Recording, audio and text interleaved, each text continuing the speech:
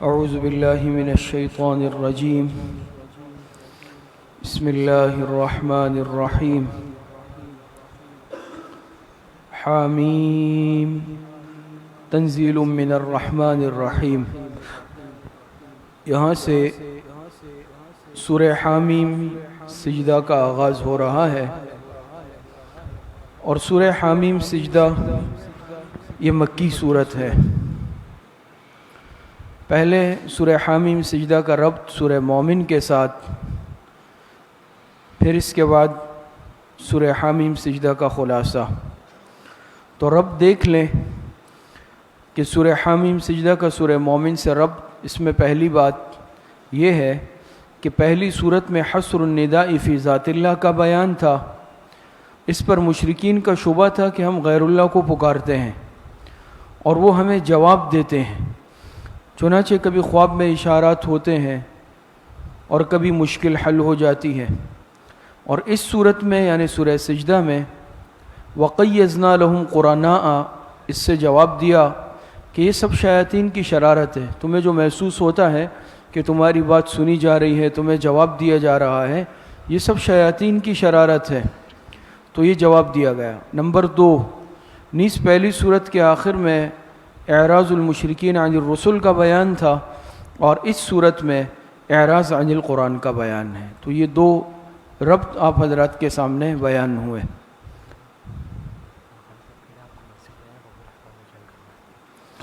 خلاصہ ہے سورہ سجدہ۔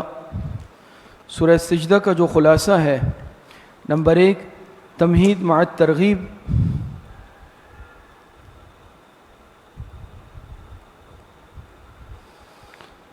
سورہ سجدہ کا خلاصہ دیکھ لیں۔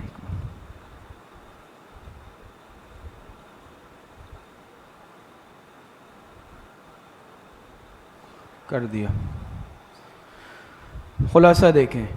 نمبر 1، تمہید مع الترغیب۔ نمبر 2، 4 دلائل عقلیہ۔ نمبر 3، ہر دلیل کے بعد تخویف کا بیان۔ نمبر 4، شکوے۔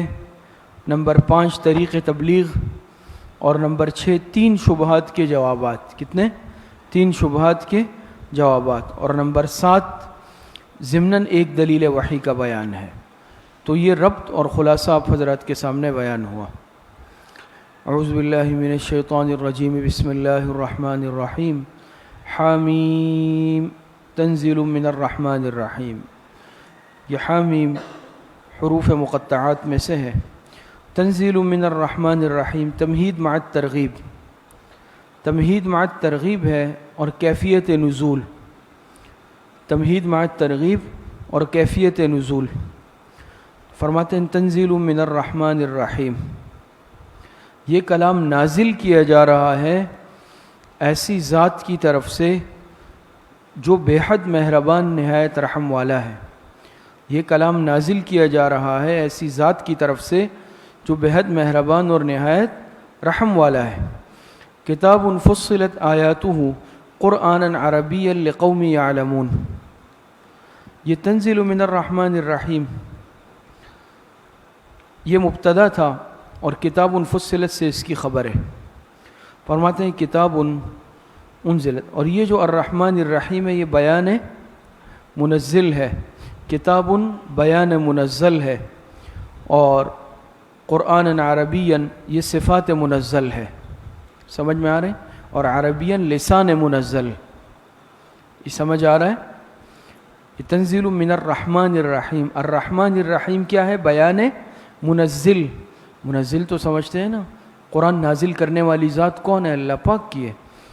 تو رحمان الرحیم بیان منزل، کتاب بیان منزل، اور یہ جو ہے فصلت آیاتہ یہ صفات منزل، اور عربین لسان منزل۔ فرماتے ہیں کتاب فصلت آیاتہ قرآنا عربیا لقوم یعلمون، یہ کلام ایسی کتاب ہے جس کی آیتیں واضح ہے، قرآنا عربیا، اور یہ قرآن جو عربی زبان میں ہے، اس کی آیتیں واضح ہیں، ایسا قرآن عربین جو عربی زبان میں ہے، لقوم یعلمون ای کائنا لقوم یعلمون، ان لوگوں کے لیے جو جانتے ہیں، مستفیدین کا بیان۔ آگے فرماتے ہیں بشیرا و نذیرا، بشیرا و نذیرا خوشخبری دینے والا اور ڈر سنانے والا۔ یہ اصل میں اب سب صفات منزل آپ حضرات کے سامنے بات ہوئی نا کہ صفات منزل کا بیان شروع ہوا۔ وفصلت آیاتہ صفت نمبر 1، قرآن عربیا صفت نمبر 2، بشیرن صفت نمبر 3، نذیرن صفت نمبر 4۔ کتنی صفات بیان ہوئی؟ 4، اور یہ ہے صفات منزل، قرآن کی 4 صفات۔ تو فرماتے ہیں کہ بشیر و نذیرن، جو خوشخبری سن دینے والا اور ڈر سنانے والا ہے، ڈرانے والا ہے۔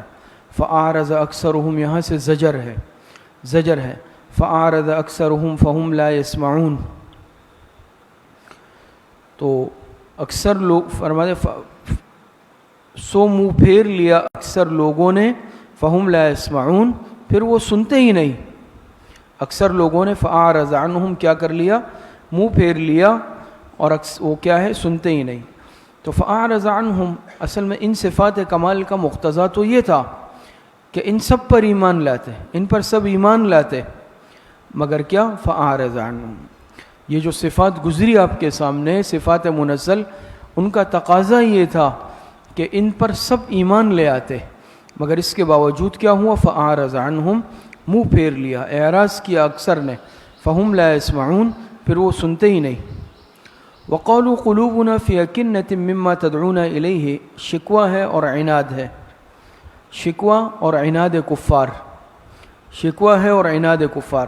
فرماتے وقالوا قلوبنا فی اکنۃ مما تدعونا الیہ، اور کہنے لگے کہ ہمارے دل پردوں میں ہے۔ اکنہ کنان کی جمع ہے، ہمارے دل تو پردوں میں ہے، مما تدعونا الیہ، اس چیز سے جس کی طرف تم ہمیں بلاتے ہو، تم ہمیں جس چیز کی طرف بلاتے ہو ہمارا دل اس سے پردوں میں ہے، ہمارے دل میں وہ بات جاتی ہی نہیں ہے، اثر ہی نہیں کرتی۔ وفی آذاننا وقر، اور ہمارے کانوں میں بوجھ ہے۔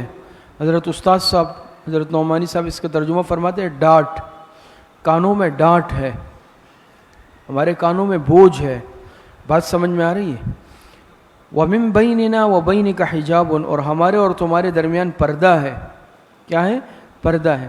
ڈانٹ آپ سمجھتے ہیں، پہلے شاید آپ حضرات میں سے کسی نے دیکھا ہو، اب تو نہیں ہے، یہ جو بعض دفعہ دوائی کی بوتلیں ہوتی تھی، اب تو اس پہ ڈھکن ہوتا ہے، پہلے اس میں لکڑی کا ایسے گٹکا سا ہوتا تھا یا ربڑ کا، اس کو اس کے اندر ایسے پھنسا دیتے تھے، دیکھا ہے کسی نے؟ بعض دفعہ ڈاکٹروں کے پاس اب بھی شاید کہیں پر ہو کہ اس کے بوتل پر یہ ایسے ڈھکن گھمانے والا نہیں ہوتا تھا، بلکہ ایک چھوٹی سی لکڑی کی ایک گٹکی سی ہوتی تھی، اور یا پھر ربڑ کی ہوتی تھی یا پلاسٹک کی، اس کو بوتل کے اس سوراخ میں جو ہے نا بالکل ایسے فکس ہو جاتا تھا، بالکل آپ اس کو الٹ بھی دے تو کوئی چیز باہر نہیں آتی، باہر کی چیز اندر نہیں جاتی تھی۔ تو ڈانٹ سے مراد اس طرح کی چیز ہے، سمجھ میں آ رہی ہے؟ تو کہا دل پردوں میں ہے، دل میں بھی بات نہیں جاتی، کان میں ڈانٹ ہے، سن بھی نہیں سکتے، اور ہمارے اور تمہارے درمیان پردہ بھی ہے، سمجھ میں آ رہی؟ فَعْمَلْ إِنَّنَا عَامِلُونَ، تو تم اپنا کام کرو، ہم اپنا کام کرتے ہیں۔ فعمل، تم اپنا کام کرو، اننا عاملون، ہم اپنا کام کرتے ہیں۔ بات سمجھ میں آ رہی ہے؟ تو جو چیزیں ذرائع ہوتی ہے بات سننے کی، بات پہنچنے کی، وہ سب کے سب مسدود ہے۔ بات سمجھ میں آ رہی ہے؟ وہ تو بند ہو چکی، ہم کیسے تمہاری بات سن سکتے ہیں کہ دل پہ پردہ آ چکا ہے، کانوں میں ڈانٹ ہے، ہمارے اور تمہارے درمیان حجاب ہے، تو فائدہ نہیں ہے تمہاری اس تبلیغ کا، جتنی بھی تبلیغ کرو ہم سننے والے نہیں ہیں۔ قل، جواب شکوہ، شکوہ بیان ہوا نا، شکوہ کفار، شکوہ مشرکین، عناد مشرکین، اب جواب شکوہ۔ قل انما انا بشر مثلکم یوحى الی انما الہکم الہ واحد فاستقیموا الیہ واستغفروا، جواب شکوہ۔ فرماتے قل، آپ کہہ دیں انما انا بشر مثلکم، بیان دعویٰ ہے اور دلیل وحی ضمناً، بیان دعویٰ اور دلیل وحی ضمناً۔ قل انما انا بشر مثلکم، آپ فرما دیں میں بھی آدمی ہوں جیسے تم، میں بھی آدمی ہوں جیسے تم، یعنی میں بھی فرشتہ نہیں ہوں، جنات میں سے نہیں ہوں، بلکہ میں بھی تمہارا ہم جنس ہوں، تمہارا ہم زبان ہوں، تم بشر میں بھی بشر، تم انسان میں بھی انسان۔ تمہاری اور میری زبان بھی ایک، پھر تمہیں کیسے میرے بات سمجھ نہیں آتی؟ انہوں نے یہ کہا نا، کانوں میں ڈانٹ ہے، دلوں پہ پردہ ہے، درمیان میں ہم کچھ بھی نہیں سمجھتے۔ تو انما انا بشر مثلکم، ان کو جواب دیا گیا، یہ بیان دعویٰ ہے اور دلیل وحی ضمناً ہے کہ میں بھی تمہاری طرح بشر تو ہوں۔ اور یہاں یہ دلیل بھی ہے حضور علیہ الصلوۃ والسلام کی بشریت پر کہ جناب نبی کریم صلی اللہ علیہ وسلم بشر تھے، اس پر دلیل بھی ہے۔ تو میں بھی تمہاری طرح بشر ہوں، انسان ہوں، میری بات تم سمجھتے ہو، عام باتیں سمجھتے ہو، تو یہ توحید کی دعوت جو دے رہا ہوں یہ کیسے نہیں سمجھتے؟ یہ بھی سمجھنی چاہیے تمہیں یہ بات۔ یوحا الی انما الہکم الہ واحد، دلیل وحی ہے۔ البتہ میرے پاس وحی آتی ہے، ہوں تو میں بھی بشر، لیکن بشریت میں فرق ہے کہ میں پیغمبر ہوں، کہ میں کیا ہوں؟ حضور علیہ الصلوۃ والسلام بشر ہیں لیکن عام بشر جیسے نہیں ہیں، آپ پیغمبر بھی ہے۔ بات سمجھ میں آ رہی ہے؟ یوحا الی انما الہکم الہ واحد، میرے پاس وحی آتی ہے کہ تمہارا معبود انما الہکم الہ واحد، وہ ایک ہی معبود ہے، یہ دعویٰ ہے۔ میرے پاس وحی آتی ہے اللہ پاک کی طرف سے کہ انما الہکم الہ واحد، کہ تمہارا معبود وہ ایک ہی معبود ہے۔ فاستقیموا الیہ واستغفروہ، تو سیدھے اسی کی طرف متوجہ رہو، سیدھے اسی کی طرف متوجہ رہو۔ اب یہاں سے اصول کامیابی یا اصول الفوز، تو فاستقیموا الیہ اصول فوز یا اصول کامیابی نمبر 1، واستغفروہ اصول فوز یا اصول کامیابی نمبر 2۔ دو اصول بیان ہوئے کامیابی کے، کیا کہ فاستقیموا الیہ واستغفروہ، تو سیدھے اسی کی طرف اللہ پاک کی ذات کی طرف متوجہ رہو، واستغفروہ اور اسی سے بخشش مانگو۔ واستغفروہ ای من الشرک وسوء الاعمال، شرک کی معافی بھی اللہ پاک سے مانگو، برے اعمال کی معافی بھی اللہ پاک سے مانگو۔ یہ دو اصول کامیابی ہے، شریعت پر استقامت سے چلنا، اپنے گناہوں کی معافی مانگتے رہنا۔ وویل للمشرکین، انجام شرک۔ لیکن اگر تم پھر بھی سیدھے راستہ کو اختیار نہیں کرو گے، شرک سے توبہ نہیں کرو گے، برے اعمال سے توبہ نہیں کرو گے، تو پھر انجام شرک کیا ہے کہ وویل للمشرکین، اور یہ بڑی خرابی ہے مشرکوں کے لیے۔ یہ بات سمجھ میں آ رہی ہے؟ آگے فرماتے ہیں الذین لا یؤتون الزکاۃ وهم بالآخرۃ هم کافرون، علامات مشرکین۔ انجام شرک تو آیا نا، یا انجام مشرکین تو ذکر ہوا، لیکن اب ان کی علامات کیا ہے؟ بات سمجھ میں آ رہی ہے؟ علامات مشرکین فرماتے ہیں الذین لا یؤتون الزکاۃ، کہ بے شک وہ لوگ جو زکوٰۃ ادا، الذین لا یؤتون الزکاۃ، علامات مشرکین۔ تو جو کون ہے؟ یعنی خرابی ہے کس کے لیے؟ مشرکوں کے لیے۔ جو کون ہے؟ الذین لا یؤتون الزکاۃ، جو زکوٰۃ نہیں دیتے، وہم بالآخرۃ ہم کافرون، اور وہ آخرت کے منکر ہی رہتے ہیں، وہ آخرت کے منکر ہی رہتے ہیں۔ تو اب زکوٰۃ کے معنی کیا ہے؟ زکوٰۃ تو ایمان والوں پر واجب فرض ہوتی ہے، مشرکین پر تو زکوٰۃ ہے ہی نہیں، پھر ان سے زکوٰۃ کی نفی کا کیا مطلب ہے کہ جو زکوٰۃ نہیں دیتے؟ بات سمجھ میں آ رہی ہے؟ تو دیکھیں مسئلہ حل ہو جائے گا کہ زکوٰۃ سے مراد کیا ہے؟ لغوی معنی انفاق فی الخیر، یہاں پر مراد یا تو انفاق فی الخیر مراد ہے، یا زکوٰۃ سے مراد تزکیہ قلب عن الشرک، دونوں مطلب۔ اب مسئلہ بالکل صاف ہو جائے گا، اشکال نہیں رہے گا کہ زکوٰۃ کا کیا مطلب۔ تو یہاں زکوٰۃ اپنے اصطلاحی معنی میں نہیں ہے، بات سمجھ میں آ رہی ہے؟ جو ایمان والوں پر واجب ہوتی ہے، فرض ہوتی ہے، وہ اصطلاحی زکوٰۃ مراد نہیں ہے، یا تو اس سے لغوی معنی مراد ہے، انفاق عن الخیر، مطلقاً انفاق عن الخیر۔ تو انفاق عن الخیر تو ایمان والے بھی کرتا ہے، کافر بھی کرتا ہے، کافر زیادہ، بلکہ فلاحی کاموں میں شاید کافر آگے، چیریٹی ہے، فلاحی کام ہے، ٹرسٹ ہے، فلائیں، تو ان کے تو بہت بڑے بڑے پیمانے پہ بنے ہوئے عالمی سطح پہ، تو انفاق عن الخیر وہ بھی کرتے ہیں۔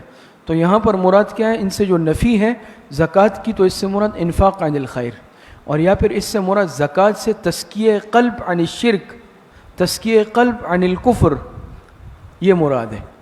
بات سمجھ میں آ رہی ہے؟ تو مشرکین کون ہیں؟ کن کے لیے خرابی ہے؟ وہ ہیں کہ جو انفاق فی الخیر کرتے ہی نہیں ہے، کوئی خیر کا کام ان سے ہوتا ہی نہیں ہے، اور یا پھر یہ اپنے دل کی صفائی نہیں کرتے، اپنے دل سے شرک، کفر، گناہ، نجاست، بت پرستی کی یہ نہیں دھوتے، یہ صاف نہیں کرتے۔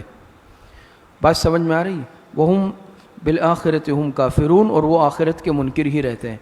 ان الذین آمنوا وعملوا الصالحات لهم اجر غیر ممنون، بشارت، یہاں سے بشارت ہے، بشارت برائے مومنین۔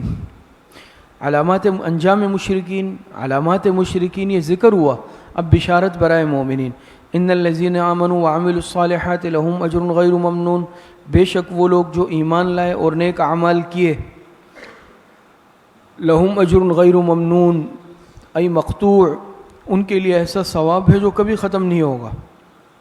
ممنون ای مقطوع، جو ختم ہی نہ ہو، ان کے لیے ایسا اجر ہے، ایسا ثواب ہے جو کبھی ختم نہیں ہوگا۔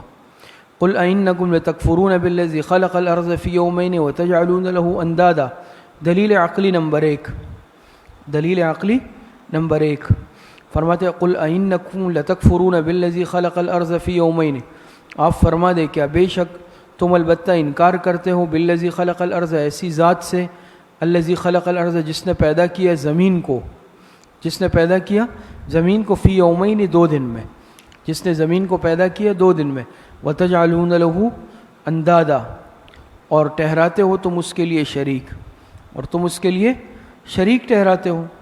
بات سمجھ میں آ رہی ہے؟ اچھا پیچھے جو علامات ذکر ہوئی، علامات مشرکین، تو 2 علامتیں ذکر ہوئی، 2 کون سی؟ الذین لا یؤتون الزکاۃ، یہ علامت نمبر 1 تھی، کیا تھی؟ علامت نمبر 1، اور وہم بالآخرۃ ہم کافرون، یہ علامت نمبر 2 تھی۔ بات سمجھ میں آئی؟ اچھا اب یہاں پر فرماتے قل اینکم لتکفرون بالذی، دلیل عقلی نمبر 1، اور اسی طرح آگے تفصیل نعم، تفصیل نعم بھی ہے ساتھ میں، اللہ پاک کی نعمتوں کی تفصیل۔ تو خلق الارض، اب یہ تفصیل نعم بھی ہے، اور یہ خلق الارض جو ہے یہ نعمت نمبر 1، کیا ہے؟ نعمت نمبر 1۔ وجعل فیہا رواسی، نعمت نمبر 2، اور وبارک فیہا، نعمت نمبر 3۔ نظر آئی؟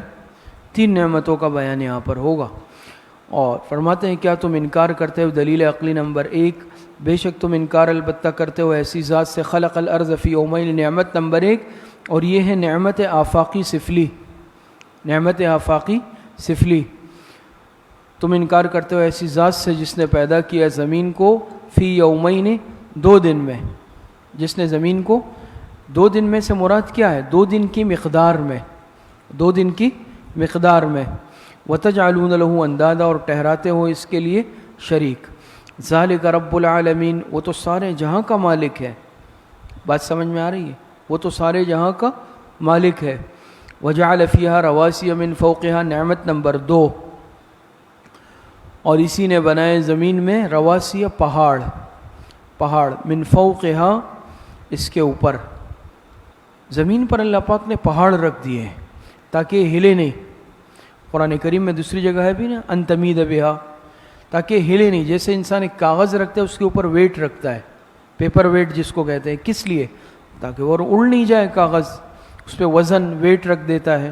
تو اسی طرح اللہ پاک نے زمین پر یہ وزن رکھ دیے، پہاڑ رکھ دیے تاکہ زمین ہلے نہیں، اپنی جگہ پر قائم رہے۔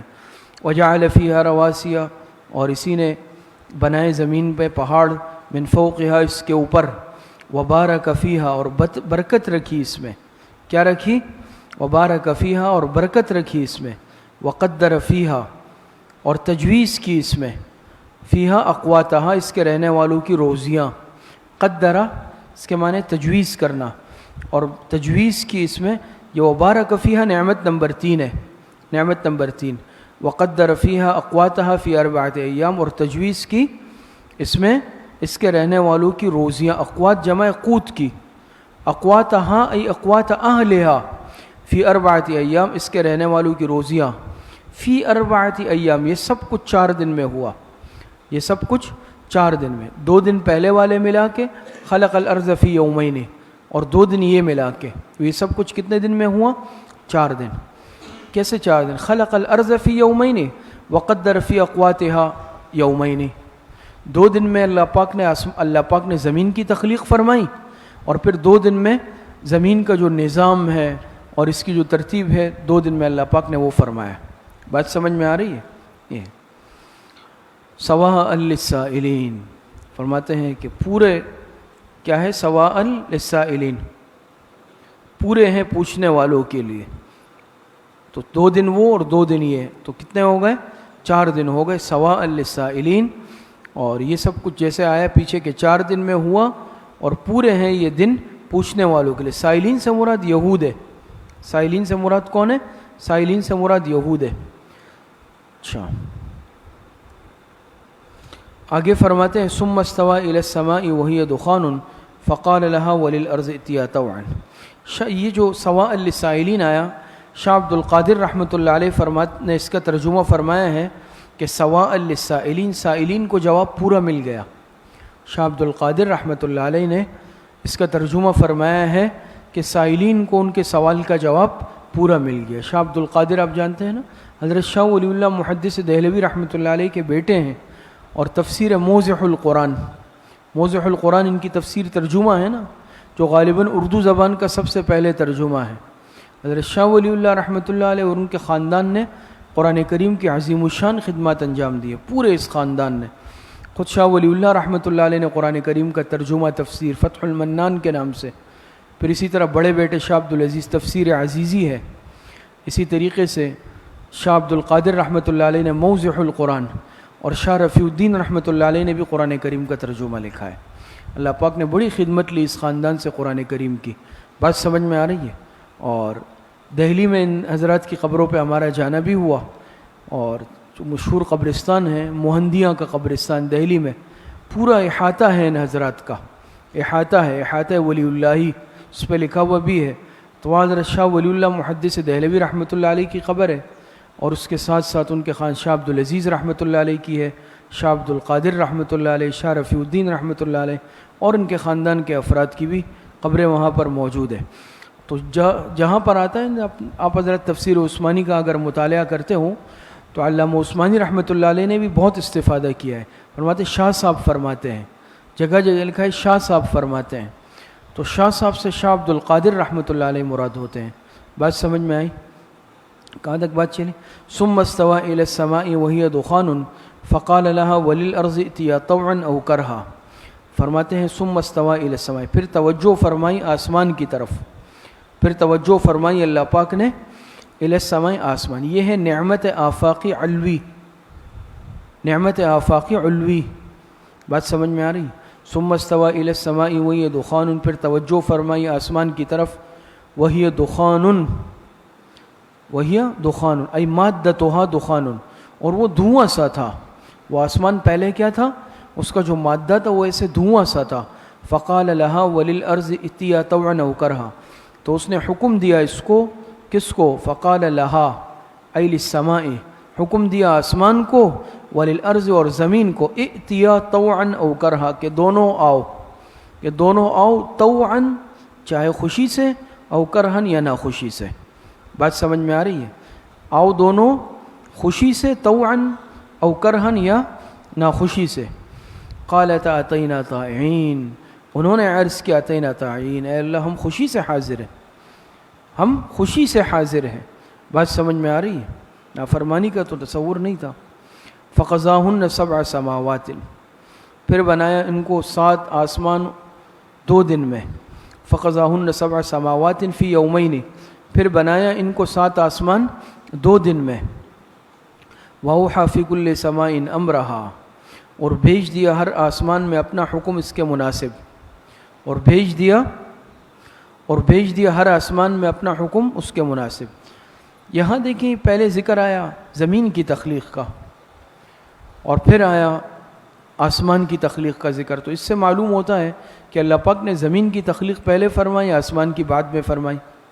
بات سمجھ میں آ رہی ہے؟ زمین کی پہلے اور آسمان کی. لیکن دوسری جگہ ایک آیت آتی ہے والارض بعد ذلک دحاہا، والارض بعد ذلک، اس سے معلوم ہوتا ہے کہ زمین کی تخلیق بعد میں فرمائی. بخاری شریف جن طلبہ نے پڑھی ہے وہاں پر یہ اعتراض اور اس کے جوابات آپ حضرات نے پڑھے ہوں گے. دور حدیث کے طلبہ سمجھتے ہیں کہ ایک مقام پر کچھ اشکالات اور پھر اس کے جوابات آتے ہیں. تو وہ جو مقامات ہیں کہ جہاں پر اشتباہ ہو جاتا ہے.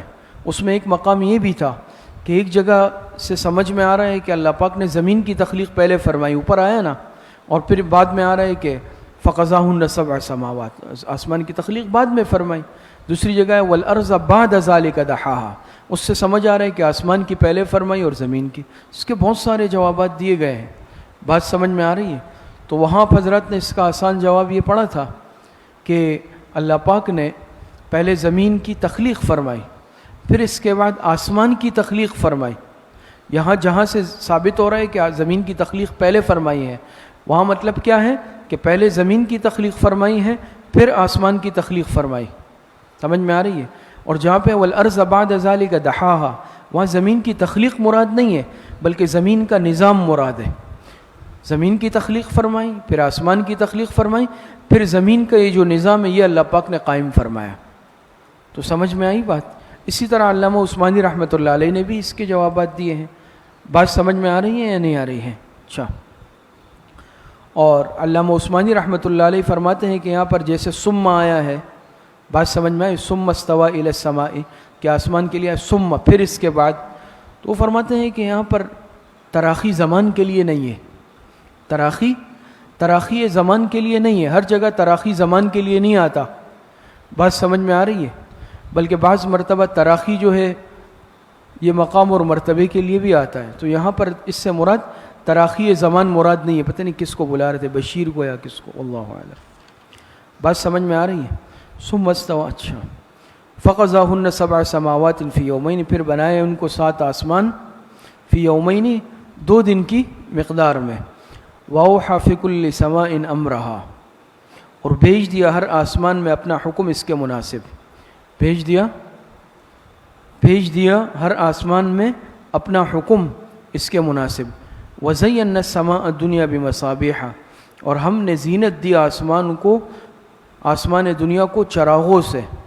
اور ہم نے زینت دی آسمان دنیا کو کس سے؟ بمصابیح.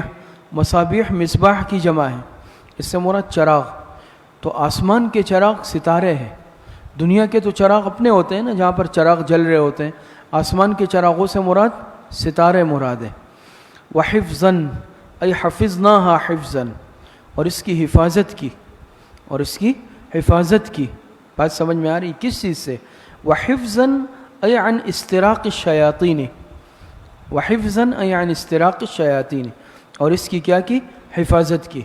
بات سمجھ میں آ رہی؟ شیاطین کے استراق سے، چوری سے. ذالک تقدیر العزیز العلیم.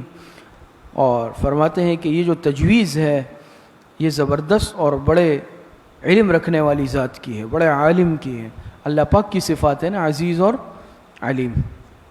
فَإِنْ أَعْرَضُوا فَقُلْ أَنذَرْتُكُمْ صَاعِقَةً مِثْلَ صَاعِقَةِ عَادٍ وَثَمُودَ.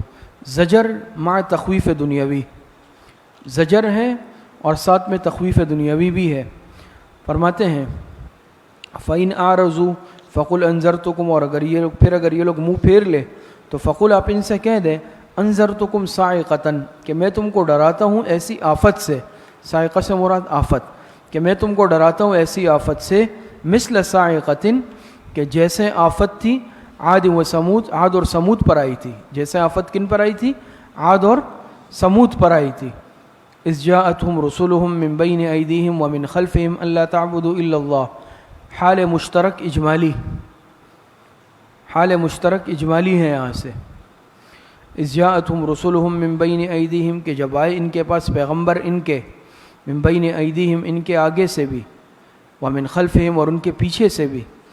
تو یہاں پر کیا مراد ہے آگے سے اور پیچھے؟ یہ کنایہ ہے سعی سے، کنایہ ہے جد و جہد سے، کنایہ ہے ہر ممکن کوشش سے. بات سمجھ میں آ رہی ہے؟ ایک انسان جب کسی کو منانے کی کوشش کرتا ہے تو آگے سے جاتا ہے، کبھی پیچھے کی طرف جاتا ہے، دائیں بائیں جاتا ہے، کسی طریقے سے اپنی یہ بات اس سے منوا لوں. تو انبیاء جب آئے تو انبیاء نے اپنی تبلیغ کا حق ادا کیا ہے. من بین ایدیہم ومن خلفہم، اس سے آگے پیچھے جانے سے مراد یہ ہے کہ ہر طرح ان پر محنت کی، ہر طرح سے ان پر محنت کی. کوئی صرف ایک رسمی، جس کو کہتے ہیں نا، ایک رسمی دعوت یا تبلیغ نہیں تھی کہ رسم پورا کرنا مقصد تھا، یا ایک فارمیلٹی پوری کرنی مقصد تھی، یا نام و نمود شہرت مقصود نہیں تھی، بلکہ انہوں نے اپنی دل اور جان سے اخلاص کے ساتھ اپنی سعی بلیغ کی کوشش کی. وَإِذْ جَاءَتْهُمْ رُسُلُهُم مِّن بَيْنِ أَيْدِيهِمْ وَمِنْ خَلْفِهِمْ کہ آئے ان کے پاس پیغمبر ان کے آگے سے اور ان کے پیچھے سے بھی. اللہ تعبدوا الا اللہ ای وقالوا اللہ تعبدوا الا اللہ، قالوا اللہ تعبدوا الا اللہ، اور کہا ان پیغمبروں نے ان سے کہ اللہ تعبدوا الا اللہ، کہ اللہ کے سوا کسی کی عبادت مت کرو. قالوا لو شاء ربنا لانزل ملائکۃ فإنا بما ارسلتم به کافرون. جواب مشترک ہے. فرماتے قالوا لو شاء ربنا، تو کہنے لگے لو شاء ربنا کہ اگر ہمارا رب چاہتا لانزل ملائکۃ یعنی ارسال الرسل لانزل ملائکۃ، تو فرشتے اتار دیتا، یعنی بجائے پیغمبروں کے فرشتوں کو پیغمبر بنا کر بھیجتا. تو لانزل ملائکۃ تو فرشتے اتار دیتا. فإنا بما ارسلتم به کافرون، پس بے شک ہم منکر ہیں اس چیز کے جس کے ساتھ تم بھیجے گئے ہو. فرشتے کیوں نہیں اترے؟ تو فإنا بما ارسلتم به کافرون شقاوت قلبی کا شعبہ اولا، شقاوت کا شعبہ اولا. ہم نہیں مانیں گے آپ کی بات کو. فأما عاد فاستكبروا، شکوہ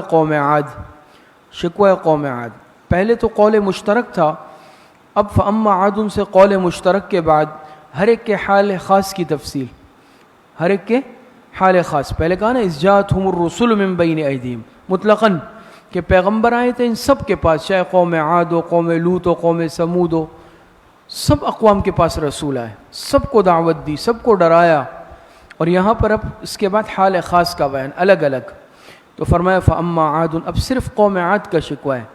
فأما عاد فاستكبروا فی الارض، فرماتے ہیں کہ پھر جو عاد تھے قوم عاد، شکوہ قوم عاد، فاستكبروا فی الارض، وہ تکبر کرنے لگے ملک میں، بغیر الحق، ناحق. وقالوا من اشد منا قوة، اور کہنے لگے کون ہم سے زیادہ طاقت میں ہے، کون ہم سے زیادہ ہے طاقت میں. تو تکبر کرنے لگے قوم عاد. جسمانی اعتبار سے، طاقت کے اعتبار سے تو بڑے ڈیل ڈول والے اور بڑے طاقتور تھے نا، اللہ پاک نے بڑا جسم دیا، طاقت دی. اور تکبر کرتے ہوئے کیا کہنے لگے؟ تکبر کرنے لگے زمین میں ناحق. اور کیا کہنے لگے جب عذاب کی وعید سنی تو کہا قالوا من اشد منا قوة، کون ہم سے زیادہ ہے طاقت میں، ہمیں کچھ نہیں ہونے والا، ہمارا کوئی کیا بگاڑ سکتا ہے. اولم یروا، جواب شکوہ، اولم یروا ان اللہ الذی خلقهم هو اشد منهم قوة، اولم یروا ان اللہ الذی خلقهم هو اشد منهم قوة. یہاں سے جواب شکوہ ہے، کیا ان کو نظر نہ آیا کہ بے شک کہ اللہ جس نے ان کو پیدا کیا، اولم یروا ان اللہ، کیا ان کو نظر نہیں آیا اللہ پاک کہ جس نے ان کو پیدا کیا، ہوا اشد منہم قوہ، وہ بہت زیادہ ہے ان سے طاقت میں. اللہ پاک ان کو وجود کس نے بخشا؟ ان کو وجود اللہ نے بخشا. جب ان کو وجود اللہ پاک نے بخشا ہے تو ظاہری بات ہے اللہ پاک ان سے طاقت میں زیادہ ہے، یہ تو اس کی ایک حقیر مخلوق ہے. بات سمجھ میں آ رہی؟ وَكَانُوا بِآيَاتِنَا يَجْحَدُونَ، شقاوت کے شعبہ اولا کی تاکید، شقاوت کے شعبہ اولا کی تاکید. شقاوت کا شعبہ اولا اوپر ذکر ہوا کہ فإنا بما ارسلتم به کافرون، اب اس کی مزید تاکید کہ وَكَانُوا بِآيَاتِنَا يَجْحَدُونَ، اور وہ ہماری آیتوں سے انکار کرتے ہیں. فَأَرْسَلْنَا عَلَيْهِمْ رِيحًا صَرْصَرًا فِي أَيَّامٍ نَحِسَاتٍ لَنُذِيقَهُمْ عَذَابَ الْخِزْيِ فِي الْحَيَاةِ الدُّنْيَا. کیفیت عذاب دنیاوی، کیفیت عذاب دنیاوی. فَأَرْسَلْنَا عَلَيْهِمْ رِيحًا، پس ہم نے بھیجی ان پر تند ہوا، ریحًا سرسرن، تند ہوا. سرسرن معنی تند، تیز. بات سمجھ میں آ رہی ہے؟ سرسرن کے معنی عاصفاً شدید الصوت، ایسی تیز ہوا کہ جو انتہائی ہولناک ہو. اور آپ دیکھتے ہیں بعض مرتبہ آندھی چلتی ہے، ایسے خطرناک آواز بھی نکلتی ہے. تو شدید آواز والی اور تیز ہوا. اور اسی طرح مجاہد فرماتے ہیں کہ شدیدۃ السموم، سخت گرم ہوا. بات سمجھ میں آ رہی ہے؟ فارسلنا علیہم ریحا صرصرا فی ایام نحسات، کیفیت عذاب دنیاوی، پس ہم نے بھیجی ان پر تند ہوا، ریحا صرصرا تند ہوا، فی ایام نحسات، نحوست کے دنوں میں. کس میں؟ نحوست کے دنوں میں. بات سمجھ میں آ رہی ہے؟ اچھا، تو لنذیقہم عذاب الخزی فی الحیات الدنیا. حکمت ارسال ریح، حکمت ارسال ریح.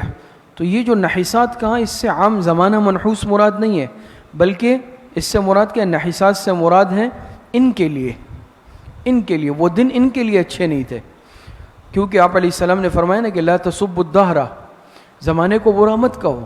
اسی طریقے سے زمانہ منحوس نہیں ہوتا، زمانہ برا نہیں ہوتا، انسان خود برے اعمال کرتا ہے. تو یہاں پر جو فرمایا نا فی ایام نحسات، اس سے زمانے کا منحوس ہونا مراد نہیں ہے، ان کے حق میں وہ زمانہ برا ہے. بات سمجھ میں آ رہی ہے؟ وہ زمانہ ان کے حق میں برا ہے، عام زمانہ برا نہیں ہے. بات سمجھ میں آ رہی ہے؟ جیسے ایک شخص کے گھر میں جو ہے کہتے ہیں چور آ گیا، چور آیا اس کو باندھ لیا، اکیلا تھا، اس کو باندھ کے گھر کا سارا سامان لے لیا. سارا سامان لوٹ کر جب واپس جانے لگا تو یہ آدمی نے اندر سے کہا کہ ہائے آج کیسی منحوس رات ہے. تو اس چور نے باہر سے کہا کہ سب کے لیے نہیں. بات نہیں سمجھ میں آئی؟ کہا سب کے لیے نہیں، اس کے لیے تو نہیں تھی، وہ تو سارا مال اسباب لوٹ کے جا رہا تھا، یعنی تمہارے لیے ہے صرف. تو لنذیقہم عذاب الخزی فی الحیات الدنیا، حکمت ارسال ریح، تاکہ ہم مزہ چکا دیں ان کو رسوائی کے عذاب کا اس دنیاوی زندگی میں. بات سمجھ میں آ رہی ہے؟ تاکہ ہم چکا دیں مزہ ان کو رسوائی کے عذاب کا فی الحیات الدنیا، اس دنیاوی زندگی میں. بات سمجھ میں آ رہی ہے؟ وَلَعَذَابُ الْآخِرَةِ أَخْزَىٰ وَهُمْ لَا يُنصَرُونَ، وَلَعَذَابُ الْآخِرَةِ أَخْزَىٰ وَهُمْ لَا يُنصَرُونَ. البتہ آخرت کا عذاب تو یہ انجام اخروی، انجام اخروی، البتہ آخرت کا عذاب تو بہت رسوا کن ہے، اخزا بہت رسوا کن ہے. وَهُمْ لَا يُنصَرُونَ، اور وہ مدد نہیں کیے جائیں گے، یعنی ان کی مدد نہیں کی جائے گی. بات سمجھ میں آ رہی ہے؟ وَأَمَّا ثَمُودُ فَهَدَيْنَاهُمْ فَاسْتَحَبُّوا الْعَمَىٰ، شکوہ قوم سمود، شکوہ قوم سمود. اوپر بات آئی نا کہ اب خاص، پہلے عموم کا بیان تھا اور عموم کے بعد اب خصوص کا بیان، ہر ایک کا الگ الگ ذکر ہے، ہر قوم کا. وَأَمَّا ثَمُودُ فَهَدَيْنَاهُمْ فَاسْتَحَبُّوا الْعَمَىٰ عَلَى الْهُدَىٰ فَأَخَذَتْهُمْ صَاعِقَةُ الْعَذَابِ الْهُونِ بِمَا كَانُوا يَكْسِبُونَ. شکوہ قوم سمود. وَأَمَّا ثَمُودُ، اور جو سمود تھے، فَهَدَيْنَاهُمْ، یہاں سے اراۃ الطریق مراد ہے. اراۃ الطریق، رہنمائی کرنا. دو چیزیں ہوتی ہیں، آپ حضرات منطق وغیرہ میں پڑھتے ہیں، اراۃ الطریق ایصال المطلوب. اراۃ الطریق کہتے ہیں صرف رہنمائی کر لینا، راستہ بتا دینا، اور ایصال المطلوب تو الگ چیز ہے کہ ہاتھ سے پکڑ کے وہاں لے جا کے کھڑا کر دینا. یہاں مراد اراۃ الطریق، رہنمائی ہے راستے کی طرف. وَأَمَّا ثَمُودُ فَهَدَيْنَاهُمْ، شکوہ قوم سمود، اور جو سمود تھے ہم نے ان کو سیدھا راستہ بتایا، رہنمائی کی ان کی. فَاسْتَحَبُّوا الْعَمَىٰ، سو انہوں نے پسند کیا گمراہی کو. یہاں عمى سے مراد گمراہی ہے. بات سمجھ میں آ رہی ہے؟ تو انہوں نے خود اندھا رہنا پسند کیا، گمراہ رہنا پسند کیا، علی الہدیٰ، ہدایت کے مقابلے میں. فَأَخَذَتْهُمْ صَاعِقَةُ الْعَذَابِ الْهُونِ، کیفیت عذاب، کیفیت عذاب. تو فَأَخَذَتْهُمْ صَاعِقَةُ الْعَذَابِ الْهُونِ، پس پکڑ لیا ان کو ذلت کے عذاب کی کڑک نے. صاعقہ سے مراد کڑک، زلزلہ. تو یہ کیفیت عذاب ہے کہ فَأَخَذَتْهُمْ صَاعِقَةُ الْعَذَابِ الْهُونِ، ہون معنی رسوا کن، رسوا کرنے والا عذاب. فَأَخَذَتْهُمْ صَاعِقَةُ الْعَذَابِ الْهُونِ، پس پکڑ لیا ان کو ذلت کے عذاب کی کڑک نے. بِمَا كَانُوا يَكْسِبُونَ، سبب عذاب، یہ سبب عذاب ہے، باسببیہ ہے، بسبب کن کے؟ ان اعمال کے جو وہ کماتے تھے. وَنَجَّيْنَا الَّذِينَ آمَنُوا وَكَانُوا يَتَّقُونَ، یہاں سے انجام متقین، انجام متقین اور اسباب نجات ہے آگے. الذین آمنوا وکانوا یتقون، اسباب نجات. اور الذین آمنوا سبب نمبر 1 اور وکانوا یتقون سبب نمبر 2. نجات کے کتنے اسباب بیان ہوئے؟ 2 اسباب. اور انجام متقین ہے. ونجینا الذین آمنوا وکانوا یتقون، فرماتے اور ہم نے نجات دی ان لوگوں کو جو ایمان لائے، وکانوا یتقون، اور ڈرتے تھے، تقوی رکھتے تھے، اللہ پاک کا خوف رکھتے تھے. وَيَوْمَ يُحْشَرُ أَعْدَاءُ اللَّهِ إِلَى النَّارِ فَهُمْ يُوزَعُونَ، کیفیت حشر کفار، کیفیت حشر کفار اور تخویف اخروی، تخویف اخروی اور کیفیت حشر کفار. فرماتے ہیں وَيَوْمَ يُحْشَرُ أَعْدَاءُ اللَّهِ إِلَى النَّارِ فَهُمْ يُوزَعُونَ، اور جس دن جمع کیے جائیں گے اللہ کے دشمن دوزخ میں لے جانے کے لیے. اعداء اللہ الی النار، جس دن جمع کیے جائیں گے اللہ پاک کے دشمن، یعنی کفار مراد ہے. کس چیز کے لیے؟ الی النار، جہنم کی طرف لے جائے جانے کے لیے. فہم یوزعون، پس وہ روکے جائیں گے. پس وہ کیا کیے جائیں گے؟ روکے جائیں گے. بات سمجھ میں آ رہی ہے؟ روکنے سے مقصد کیا ہے؟ تاکہ بقیہ بھی آ جائے، تاکہ کیا ہو جائے؟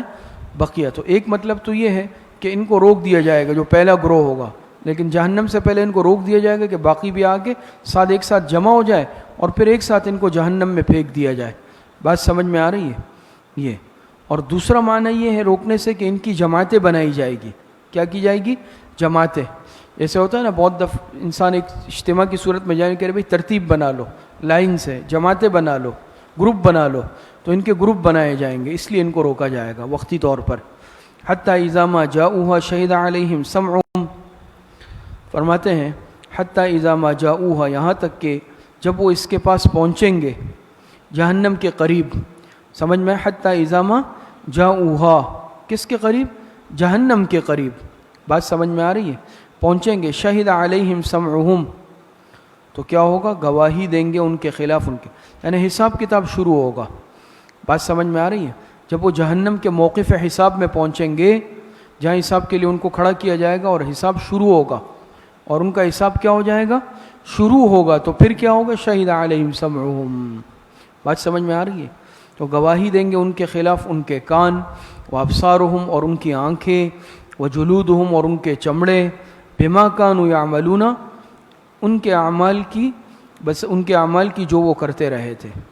کس چیز کی گواہی دیں گے؟ ان اعمال کی جو وہ کرتے تھے. اعضاء بھی گواہی دیں گے. انسان اگر خود چھپانے کی کوشش بھی کرے گا تو کچھ نہیں چھپا سکے گا. دنیا میں تو انسان چھپا لیتا ہے، خاموشی اختیار کر لیتا ہے. بات سمجھ میں آ رہی ہے؟ لیکن وہاں اگر یہ اپنی زبان کو بند بھی رکھیں گے، ہاتھ خود بولیں گے کہ اللہ یہ گناہ کیے مجھ سے، یہ گناہ کیے. ہاتھ کو کیسے چپ کرائیں گے؟ پیر خود بولنے لگیں گے، آنکھیں خود بولنے لگے گی، کان خود بولنے لگیں گے. بات سمجھ میں آ رہی ہے یا نہیں آ رہی؟ اور اس میں کوئی تعجب کی بات بھی نہیں ہے. بات سمجھ میں آ رہی ہے؟ جیسے کسی نے حضرت تھانوی رحمۃ اللہ علیہ سے سوال کیا کہ یہ کیسے ہو سکتا ہے کہ اعضاء بولے؟ کان بولیں گے، ناک بولے گی، اعضاء کیسے بولیں گے؟ حضرت نے فرمایا کہ زبان کیسے بولتی ہے؟ یعنی یہ تو ایک اعضاء ہے، عضو ہے. تو حضرت نے فرمایا زبان بھی ایک عضو ہے، زبان بھی گوشت کا ایک ٹکڑا ہے نا، یہ کیسے بولتی ہے؟ زبان اللہ پاک کے حکم سے بول رہی ہے، وہ اعضاء بھی اللہ کے حکم سے بولیں گے. اس میں تعجب کی بات ہی نہیں ہے. بات سمجھ میں آ رہی ہے؟ یہ اعضاء جو ہے یہ خود گواہی دینے لگ جائیں گے، یہاں تک کہ جسم کا چمڑا یہ بھی گواہی دے گا ان اعمال کی جو وہ کرتے تھے. تو یہ اللہ پاک سے کچھ بھی نہیں چھپا سکیں گے. وقالوا لجلودہم لما شہدتم علینا، متعجب ہو کر یہ لوگ یہ کہیں گے. بات سمجھ میں آ رہی؟ جب یہ سنیں گے کہ اعضاء گواہی دے رہے تو وقالوا لجلودہم ای لاعضائہم، ای لاعضائہم، یہاں پر خاص بول کر عام مراد لیا گیا. اس کو عموم مجاز کہتے ہیں. کیا کہتے ہیں؟ عموم مجاز. تو یہاں پر لفظ تو جلود کا استعمال ہوا، مراد مطلقاً اعضاء ہے، صرف کان نہیں بلکہ سارے اعضاء مراد ہے. وقالوا لجلودہم ای لاعضائہم، یہ لوگ اپنے چمڑے سے یعنی اپنے اعضاء سے کہیں گے، کیونکہ گواہی صرف چمڑا تھوڑی دے گا، گواہی تو دوسرے اعضاء بھی دیں گے. تو ان کو بڑا تعجب ہوگا مشرکین کو، اور یہ لوگ متعجب ہو کر اپنے اعضاء سے کہیں گے. تو یہاں پر خاص جلود کا لفظ ذکر کیا لیکن مراد سارے اعضاء ہے. بات سمجھ میں آ رہی ہے؟ تو یہ کیا کہیں گے؟ وقالوا لجلودہم لما شہدتم علینا، اپنے اعضاء سے کہیں گے. اس لیے اس کا ترجمہ اعضاء سے کیا ہے. اپنے اعضاء سے کہیں لما شہدتم علینا، کیوں تم نے گواہی دی ہمارے خلاف؟ تم نے ہمارے خلاف گواہی کیوں دی؟ بات سمجھ میں آئی؟ قالوا انطقنا اللہ الذی، یعنی تم تو ہمارے جسم کے اعضاء ہو، تم ہی ہمارے خلاف گواہی دے رہے ہو. تو اعضاء کیا کہیں گے؟ قالوا انطقنا اللہ الذی، قالوا انطقنا اللہ الذی انطق کل شیء. تو وہ جواب دیں گے کہ ہم کو کیا کیا؟ بلوایا اللہ نے، جس نے بلوایا ہر چیز ناطق کو. یہ اللہ پاک ہم سے بلوا رہے ہیں، اللہ پاک کا حکم ہے، ہم اللہ پاک کے حکم کو پورا کریں گے. قالوا انطقنا اللہ، ہمیں اللہ پاک نے بلوایا. الذی انطق کل شیء، جس نے بلوایا ہر ناطق چیز کو. کل شیء ای کل شیء ناطق، جس نے ہر ناطق چیز کو بلوایا ہے. وہو خلقکم اول مرۃ والیہ ترجعون، اور اسی نے پیدا کیا تم کو پہلی مرتبہ، والیہ ترجعون، اور اسی کی طرف واپس لائے گئے ہو. بات سمجھ میں آ رہی ہے؟ وما کنتم تستترون ان یشہد علیکم، یہاں فرماتے ہیں یہ زجر ہے. وما کنتم تستترون یہاں سے زجر ہے، زجر من جانب اللہ. وما کنتم تستترون ان یشهد علیکم، اور تم تو پردہ نہیں کرتے تھے اس بات کے خوف سے کہ یشهد علیکم کی گواہی دیں گے تمہارے خلاف تمہارے سمعکم ولا ابصارکم ولا جلودکم، تمہارے کان اور تمہاری آنکھیں اور تمہارے چمڑے۔ بات سمجھ میں آ رہی ہے؟ یہ جتنے بھی لا ہے زائدہ ہے، تو یہ ایسے ہوگا وما کنتم تستترون ان یشهد علیکم سمعکم وابصارکم وجلودکم۔ بات سمجھ میں آ رہی ہے؟ اور تم تو نہیں چھپاتے تھے نا، دنیا میں پردہ نہیں کرتے تھے اس بات سے کہ میری آنکھیں، میرے کان، میرے ہاتھ پیر یہ میرے خلاف گواہی دیں گے۔ تم لوگ گناہ کرتے تھے، ان اعضاء کی موجودگی میں کرتے تھے، تمہیں اس کا خوف ہی نہیں تھا کہ یہ اعضاء میرے خلاف گواہی دیں گے، تو تم نہیں چھپاتے تھے دنیا میں۔ کس سے؟ اس بات سے کہ گواہی دیں گے تمہارے خلاف تمہارے اپنے کان، تمہاری آنکھیں اور تمہارے چمڑے۔ وَلَكِنْ ظَنَنْتُمْ أَنَّ اللَّهَ لَا يَعْلَمُ كَثِيرًا مِّمَّا تَعْمَلُونَ، لیکن تم اس گمان میں رہے کہ بے شک اللہ پاک نہیں جانتا بہت سی چیزیں جو تم کرتے ہو۔ بات سمجھ میں آ رہی ہے؟ تم تو یہ سمجھتے تھے، تمہارے طرز عمل سے تو یہ ظاہر ہوتا تھا کہ تمہیں اللہ پاک کے علم محیط کا یقین ہی نہیں تھا۔ علامہ عثمانی رحمۃ اللہ علیہ فرماتے ہیں کہ اصل میں تمہارے طرز عمل سے تو یوں ظاہر ہوتا تھا کہ تمہیں اللہ پاک کے علم محیط کا یقین ہی نہیں تھا، کیونکہ دیکھیں تو ہم بھی ایمان رکھتے ہیں اللہ پاک ہر چیز کا علم رکھے، ہم پھر بھی گناہ کرتے ہیں۔ بات سمجھ میں آ رہی ہے؟ تو انہیں کہا جائے گا کہ تمہیں تو شاید ایسا تم اتنا کھل کے گناہ کرتے تھے اور اتنا بالکل یعنی کھلے عام کرتے تھے کہ تمہیں شاید اللہ پاک کے علم محیط ہونے پر، عالم بالمحیط ہونے پر یقین ہی نہیں تھا، ورنہ ایسا نہ کرتے۔ وَذَلِكُمْ ظَنُّكُمُ الَّذِي ظَنَنْتُمْ بِرَبِّكُمْ أَرْدَاكُمْ فَأَصْبَحْتُمْ مِنَ الْخَاسِرِينَ۔ وَذَلِكُمْ، اور تمہارے اس گمان نے، وَذَلِكُمْ ظَنُّكُمُ الَّذِي ظَنَنْتُمْ، اور تمہارے اسی گمان نے، ظَنُّكُمُ الَّذِي ظَنَنْتُمْ، اسی گمان نے جو تم اپنے رب کے بارے میں رکھتے تھے، ظَنَنْتُمْ بِرَبِّكُمْ أَرْدَاكُمْ، تمہارے اسی گمان نے جو تم اپنے رب کے بارے میں رکھتے تھے، أَرْدَاكُمْ فَأَصْبَحْتُمْ مِنَ الْخَاسِرِينَ، تم کو ہلاک کر دیا، پس تم ہو گئے خسارے پانے والوں میں سے۔ سمجھ میں آ رہی؟ فَإِن يَصْبِرُوا فَالنَّارُ مَثْوًى لَهُمْ، پس اگر وہ صبر کرے تب بھی دوزخ ہی ان کا ٹھکانہ ہے۔ پس اگر وہ کیا کرے، فَإِن يَصْبِرُوا فَالنَّارُ مَثْوًى لَهُمْ، زجر ہے، زجر بیان معال در ہر دو حال، بیان معال، معال کہتے ہیں انجام کو، در ہر دو حال، ہر دو حال میں انجام کا بیان۔ اب دو حال کیا ابھی آگے آ رہا ہے کہ فَإِن يَصْبِرُوا فَالنَّارُ مَثْوًى لَهُمْ، اگر وہ صبر کرے تب بھی دوزخ ان کا ٹھکانہ ہے۔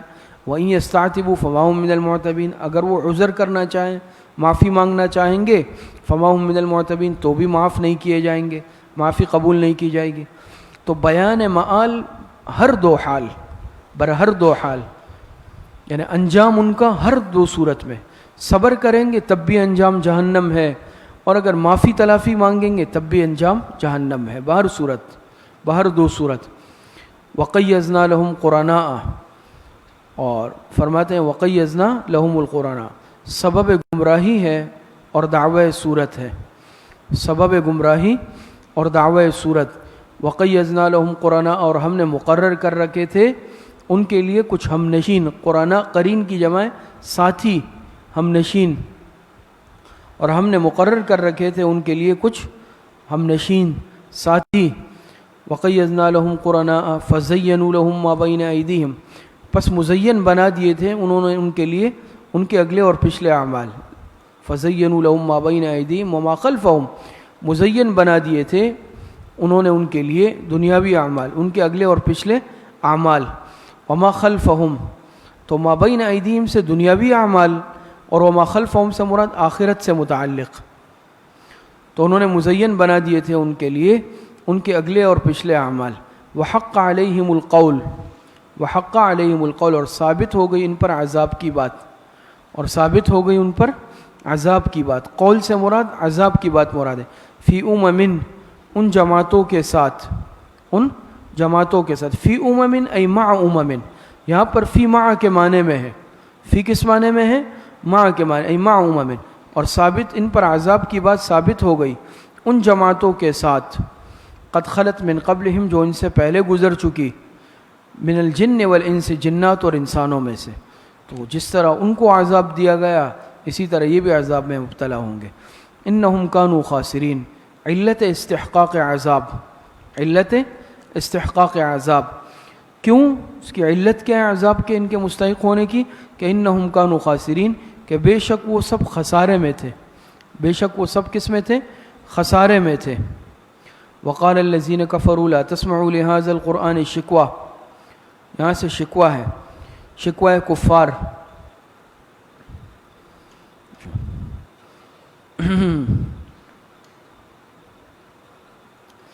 وقال الذین کفروا لا تسمعوا لهذا القرآن والغوا فیہ لعلکم تغلبون، اور کہنے لگے کافر کہ لا تسمعوا لهذا القرآن، تدبیر نمبر ایک، تدبیر نمبر ایک، لا تسمعوا لهذا القرآن، کہ مت سنو اس قرآن کو، والغوا فیہ لعلکم تغلبون، تدبیر نمبر دو، تدبیر نمبر دو، والغوا فیہ لعلکم تغلبون، اور شور مچا دیا کرو اس کے پڑھنے میں، لعلکم تغلبون، علت کیا ہے؟ تاکہ تم غالب رہو. تم کیا رہو؟ غالب. تو مشرکین کا شکوہ کہ قرآن کریم نہ خود سنتے تھے نہ دوسروں کو سنانے دیتے تھے، اور اس کے لیے کیا تدبیر کرتے تھے کہ ایک تدبیر تو یہ کہ لا تسمعوا لهذا القرآن، زبانی محنت بھی کرتے تھے، باقاعدہ کافروں کو اکساتے تھے، محنت کرتے تھے، اس کی تبلیغ کرتے تھے کہ قرآن نہیں سننا ہے، قرآن نہیں سننا ہے. سمجھ میں آ رہی ہے؟ باقاعدہ اس کی جو ہے مہم چلاتے تھے. دوسری تدبیر کیا تھی کہ جب قرآن پڑھا جائے تو شور مچایا کرو، شور شرابہ مچاؤ تاکہ قرآن کریم کی آواز دب جائے اس میں. بات سمجھ میں آ رہی ہے؟ لیکن بہرحال اس طرح کی اونچی حرکتوں سے کہاں کلام حق کی تبلیغ روکی جا سکتی ہے. بات سمجھ میں آ رہی ہے؟ فَلَنُذِيقَنَّ الَّذِينَ كَفَرُوا عَذَابًا شَدِيدًا.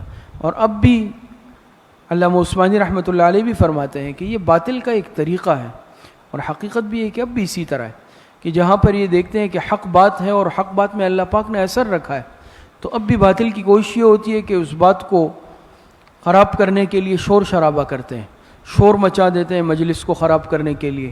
بات سمجھ میں آ رہی ہے؟ فَلَنُذِيقَنَّ الَّذِينَ كَفَرُوا عَذَابًا شَدِيدًا، جواب شکوہ اور تخویف اخروی، جواب شکوہ اور تخویف اخروی. فرماتے فَلَنُذِيقَنَّ الَّذِينَ كَفَرُوا عَذَابًا شَدِيدًا، پس ضرور اللہ پاک فرماتے ہیں پس ضرور ہم مزہ چکائیں گے ان کافروں کو، عذابًا شدیداً، سخت عذاب کا. پس مزہ چکائیں گے ان کافروں کو ہم عذابًا شدیداً، سخت عذاب کا. وَلَنَجْزِيَنَّهُمْ أَسْوَأَ الَّذِي كَانُوا يَعْمَلُونَ، اور البتہ ہم سزا دیں گے ان کو ان کے برے کاموں کی، الَّذِي كَانُوا يَعْمَلُونَ، جو وہ کرتے تھے.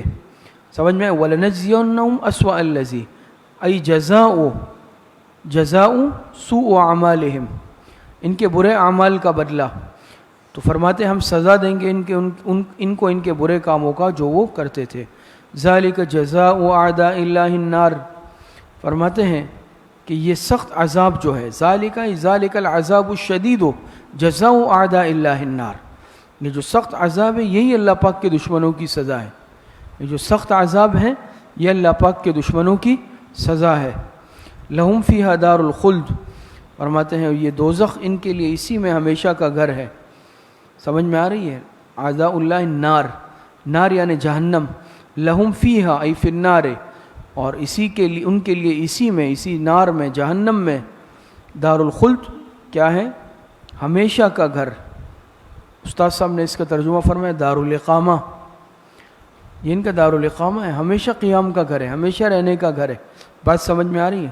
جزاء بما كانوا بآیاتنا یجحدون، ای یجزون جزاء بما كانوا یجحدون، یہ سزا اس بنا پر ہوگی، سبب عذاب، یہاں سے سبب عذاب ہے کہ ان کو یہ بدلہ، یہ جہنم کی ہمیشہ کی سزا کیوں ہوگی؟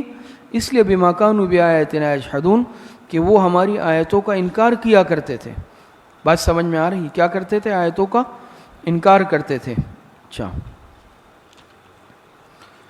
وقال الذين كفروا ربنا ارنا الذين اضلانا من الجن والانس، مطالبہ تابعین، یہاں سے مطالبہ تابعین ہے. وقال الذين كفروا ربنا ارنا الذين اضلانا من الجن والانس نجعلهما تحت اقدامنا ليكونا من الاسفلين، اور کہیں گے کافر، کیا کہیں گے؟ ربنا ارنا الذين اضلانا، کہ ہمارے رب ہمیں دکھلا دے وہ دو گروہ، ہمیں دکھلا دے. اللذین تثنیہ ہے نا، کہ کہ ہمیں وہ دو گروہ دکھا دے اللذین اضلانا، کہ جس نے ہمیں گمراہ کیا تھا، یعنی دنیا میں جس نے ہمیں گمراہ کیا تھا، من الجن والانس، جنوں اور انسانوں میں سے، نجعلہما تحت اقدامنا، تاکہ ہم ان کو روند ڈالیں اپنے پاؤں تلے، تاکہ ابھی ہم ان کو روند ڈالیں اپنے پاؤں تلے، لیکونا من الاسفلین، تاکہ وہ نہایت ذلیل ہو جائے، مزید ذلیل ہو جائے۔ تو غصے کی وجہ سے یہ تابعین کا مطالبہ ہوگا، یہ اپنے اللہ پاک سے مطالبہ کریں گے کہ جن کی وجہ سے آج ہمیں برا دن دیکھنا نصیب ہو رہا ہے، کہ ہمیں ذرا ان سے ملا دے، تاکہ ہم انہیں اپنے پیروں تلے روند لیں، پیروں تلے مسل لیں۔ بات سمجھ میں آ رہی؟ اب ان کو غصہ آ رہا ہے، تاکہ وہ کیا ہو جائے؟ نہایت ذلیل ہو جائے۔ ان الذین قالوا ربنا اللہ ثم استقاموا تتنزل، اب بشارت ہے، بشارت برائے مومنین۔ ان الذین قالوا ربنا اللہ، یہ قالوا ربنا اللہ یہاں سے کمال نمبر 1 ہے، کمال نمبر 1، ثم استقاموا کمال نمبر 2۔ ان الذین قالوا، اب یہ کفار مکہ کی بدحالی اور بدمعالی کے بعد مومنین کا حسن حال اور حسن معال مذکور ہے۔ ان الذین قالوا سے کفار مکہ کی بدحالی اور بدمعالی، بدمعالی کے مال کہتے ہیں انجام، آئندہ، بدحالی اور بدمعالی کے بعد مومنین کا حسن حال اور حسن معال یہ مذکور ہے۔ ان الذین قالوا ربنا اللہ، کہ بے شک جن لوگوں نے کہا اللہ ہی ہمارا رب ہے، کمال نمبر 1 بشارت ہے۔ ثم استقاموا کمال نمبر 2، اور پھر وہ ثابت قدم رہے، پھر وہ کیا رہے؟ ثابت قدم رہے۔ تتنزل علیہم الملائکہ، ثمرہ استقامت، ثمرہ استقامت، تتنزل علیہم الملائکہ، تو اتریں گے ان پر فرشتے۔ یہ دو کمال جس میں ہو نا، کہ ایک تو یہ کہ قالوا ربنا اللہ، اللہ میرا رب ہے، بات سمجھ، توحید پر، توحید کا اقرار، اور صرف اقرار نہیں، ثم استقاموا، پھر اس پر مضبوطی سے جمے رہنا استقامت سے۔ تو ثمرہ استقامت کیا ہے؟ کہ تتنزل علیہم الملائکہ، تو اللہ پاک فرماتے تو اتریں گے ان پر فرشتے اور کہیں گے اللہ تخافوا این یقالو، یعنی فرشتے ان سے کہیں گے کہ اللہ تخافوا ولا تحزنوا، کہ نہ خوف کرو اور نہ غم کرو۔ سمجھ میں آ رہی ہے؟ نہ خوف کرو اور نہ غمناک ہو۔ وابشروا بالجنۃ التی کنتم توعدون، اور تم جنت پر خوش رہو جس کا تم سے وعدہ کیا جاتا تھا، تم جنت پر خوش رہو جس کا تم سے وعدہ کیا جاتا تھا۔ بات سمجھ میں آ رہی ہے؟ تو دیکھیں خوف اور غم، خوشخبری ہوگی کہ نہ تمہیں خوف ہو نہ تمہیں غم ہو۔ خوف اور حزن میں فرق کیا ہے؟ خوف ہوتا ہے معاد کا، حزن ہوتا ہے مافات کا، دونوں میں فرق ہے نا۔ یعنی خوف آنے والی چیز کا ہوتا ہے، غم گزری ہوئی چیز کا ہوتا ہے۔ بات سمجھ میں آ رہی ہے؟ مثال کے طور پہ ایک طالب علم نے امتحان دیا، اب نتیجہ آنے والا ہے تو اس کو ایک خوف، اس نے صحیح نہیں دیا، چھٹیاں کرتا تھا، پڑھتا نہیں تھا صحیح، تو اسے نتیجے کے بارے میں خوف لگا ہوا ہے، اور جب نتیجہ آ گیا وہ فیل ہو گیا تو اب غم لگا ہوا ہے۔ بات سمجھ میں آ رہی؟ نتیجے سے پہلے معاد کا خوف تھا، اور نتیجہ گزر گیا اور یہ ناکام ہو گیا تو مافات کا اب غم ہے۔ تو ایمان والوں کو دونوں چیزیں نہیں ہوگی، نہ آنے والے کسی یعنی عذاب کا کوئی خوف ہوگا اور نہ پیچھے اب کس چیز کا۔ اللہ تخافوا آفات اخرویہ سے دیکھیں، آخرت کے آفات کا کوئی خوف نہیں ہوگا ان کو۔ ولا تحزنوا، دنیا کے چھوڑنے کا غم نہیں ہوگا۔ کافر کے ساتھ دونوں چیزیں لگی ہوئی ہے، ان کو آخرت کا بھی اب عذاب جب دیکھیں گے تو وہ خوف الگ ہوگا۔ بات سمجھ میں آ رہی ہے؟ آخرت کے عذاب کا کیا ہوگا؟ خوف الگ ہوگا۔ بات سمجھ میں آ رہی ہے؟ اور جو دنیا ان کے پیچھے رہ گئی ہوگی تو اور دنیا کا غم ان کو الگ ہوگا، دنیا ان کو یاد آئے گی۔ ایمان والا تو الدنیا سجن المؤمن و جنت الکافر، اس کا تو یہ وہ ہے کہ اصل جو ٹھکانہ ہے وہ تو مومن کے لیے ہے ہی آخرت، دنیا تو قید خانہ ہے، اس کو دنیا کا کوئی غم نہیں ہوگا، بلکہ ایسا ہوگا جیسے میں قید خانے سے آیا ہوں، قید خانے کو کون یاد کرتا ہے؟ اور آخرت میں تو اس کے لیے جنت ہے، تو اس کو خوف کس چیز کا ہوگا؟ اللہ پاک دونوں چیزوں سے ایمان والوں کو محفوظ رکھیں گے۔ بات سمجھ میں آ رہی ہے؟ اللہ تخافوا ولا تحزنوا، کہ نہ خوف کرو اور نہ غمناک ہو۔ وابشروا بالجنۃ التی کنتم توعدون، اور تم جنت پر خوش رہو جس کا تم سے وعدہ کیا جاتا تھا۔ توعدون ای بواسطۃ الرسول صلی اللہ علیہ وسلم، جس کا تم سے وعدہ کیا جاتا تھا، کس کے واسطے سے؟ رسول اللہ صلی اللہ علیہ وسلم کے واسطے سے دنیا میں۔ نحن اولیاؤکم فی الحیات الدنیا، ماتے کہ ہم تمہارے نحن اولیاؤکم، ہم تمہارے دوست تھے.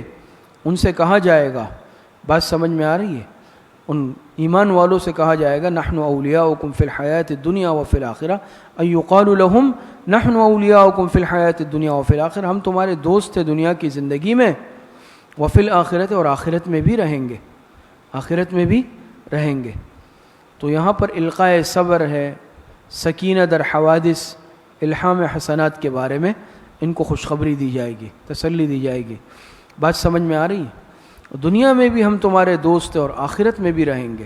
وَلَكُمْ فِيهَا مَا تَشْتَهِي أَنفُسُكُمْ وَلَكُمْ فِيهَا مَا تَدَّعُونَ، اور تمہارے لیے اس میں جس چیز کو تمہارا جی چاہے گا موجود ہے، بلا مانگے، بلا مانگے. دنیا میں تو جس چیز کو دل چاہتا ہے، ایک تو مانگنی پڑتی ہے، دوسرا مانگنے پہ بھی یقینی نہیں ہے کہ ملے گی یا نہیں ملے گی، انکار بھی ہو سکتا ہے. لیکن آخرت میں ایسا نہیں ہے، بس دل میں خواہش پیدا ہوئی اور وہ چیز آ گئی. بات سمجھ میں آ رہی ہے؟ وَلَكُمْ فِيهَا مَا تَشْتَهِي أَنفُسُكُمْ، تمہارے لیے اس میں جس چیز کو تمہارا دل چاہے گا موجود ہوگی بغیر مانگے ہوئے.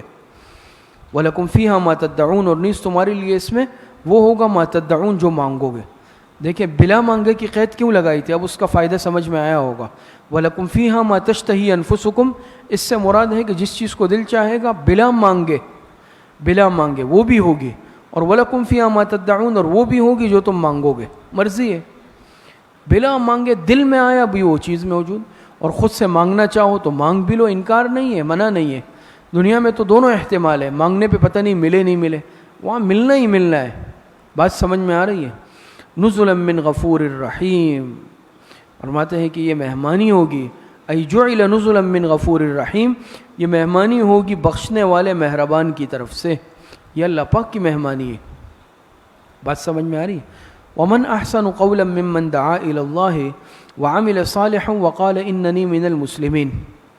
ترغیب تبلیغ اور طریق تبلیغ، بات سمجھ میں آئی؟ طریق تبلیغ تو فرماتے ہیں ومن احسن، ترغیب تبلیغ اور طریق تبلیغ.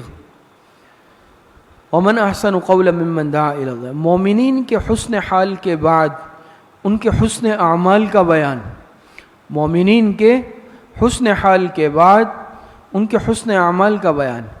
اسی طرح نیز کمال نفسی کے بعد اکمال غیر کا بیان، کمال نفسی کے بعد اکمال غیر کا بیان. ومن احسن قولا ممن دعا الى اللہ وعمل صالحا وقال اننی من المسلمین، اور اس سے بہتر کس کی بات ہو سکتی ہے؟ ممن دعا الى اللہ، جو اللہ کی طرف بلائے، اللہ پاک کی طرف دعوت دے، وعمل صالحا، اور نیک عمل کرے، وقال اننی من المسلمین، اور کہے کہ بے شک میں فرمانبرداروں میں سے ہوں. اور کیا کہے؟ وقال، اور یہ کہنا کہ اظہار اطاعت کے لیے ہوگا، یہ کہنا اظہار اطاعت کے لیے، اور کہے کہ اننی من المسلمین، کہ بے شک میں فرمانبرداروں میں سے ہوں. یعنی بندگی کو فخر سمجھے، متکبرین کی طرح بندگی کو عار نہیں سمجھے.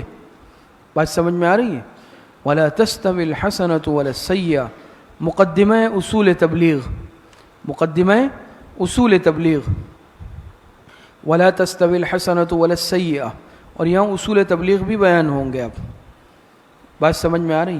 ولا تستوی الحسنۃ ولا السیئۃ، اور فرماتے ہیں اور نہیں برابر ہو سکتی نیکی اور بدی، نہیں برابر ہو سکتی نیکی اور بدی. تو حسنہ سے مراد خوش خلقی اور نرمی یا پھر نرمی، اور سیئہ سے مراد بدخلقی یا پھر سختی، دونوں معنی کیے گئے ہیں. حسنہ کا ایک معنی خوش خلقی، ایک معنی ہے نرمی، اور سیئہ کا ایک معنی بدخلقی اور ایک معنی ہے سختی.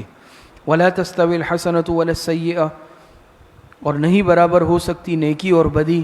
ادفع باللتی ہی احسن، ادفع باللتی ہی احسن، فرماتے ہیں حکم حسن خلق، یہاں سے ہے حکم حسن خلق.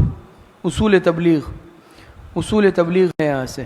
فرماتے ادفع باللتی ہی احسن، ای ادفع السیئۃ باللتی ہی احسن، ادفع السیئۃ باللتی ہی احسن.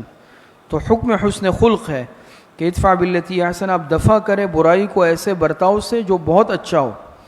آپ برائی کو برائی سے دور نہ کریں، برائی کو اچھائی سے دور کریں. بات سمجھ میں آ رہی ہے؟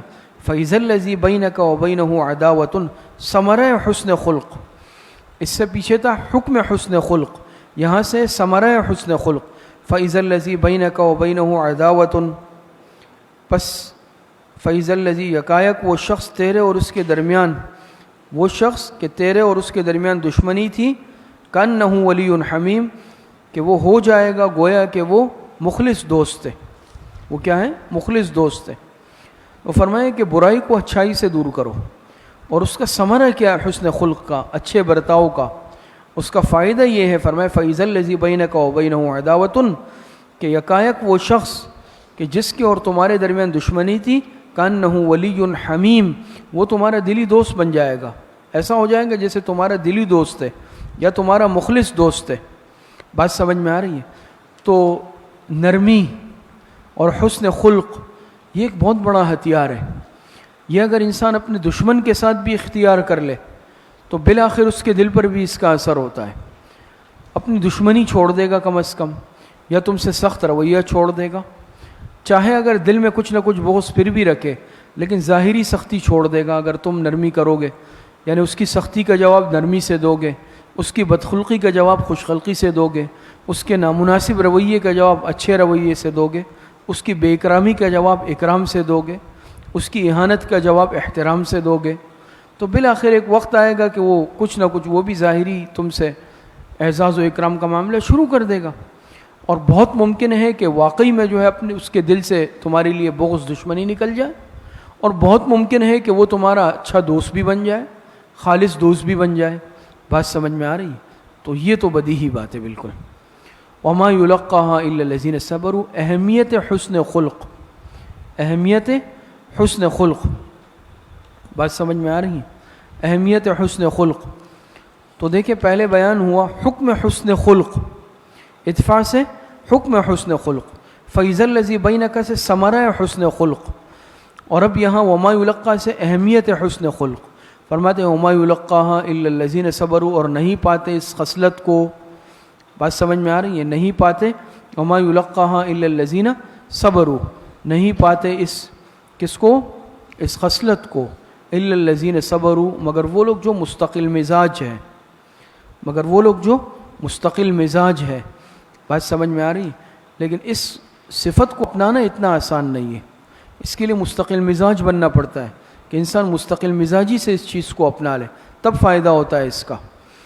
تو اہمیت حسن خلق نہیں پاتے اس خصلت کو مگر وہ لوگ الا الذین صبروا، جو مستقل مزاج ہے اخلاق کے اعتبار سے، یہ ایک دو دن اختیار کرنے سے نہیں ہوگا یا بتکلف۔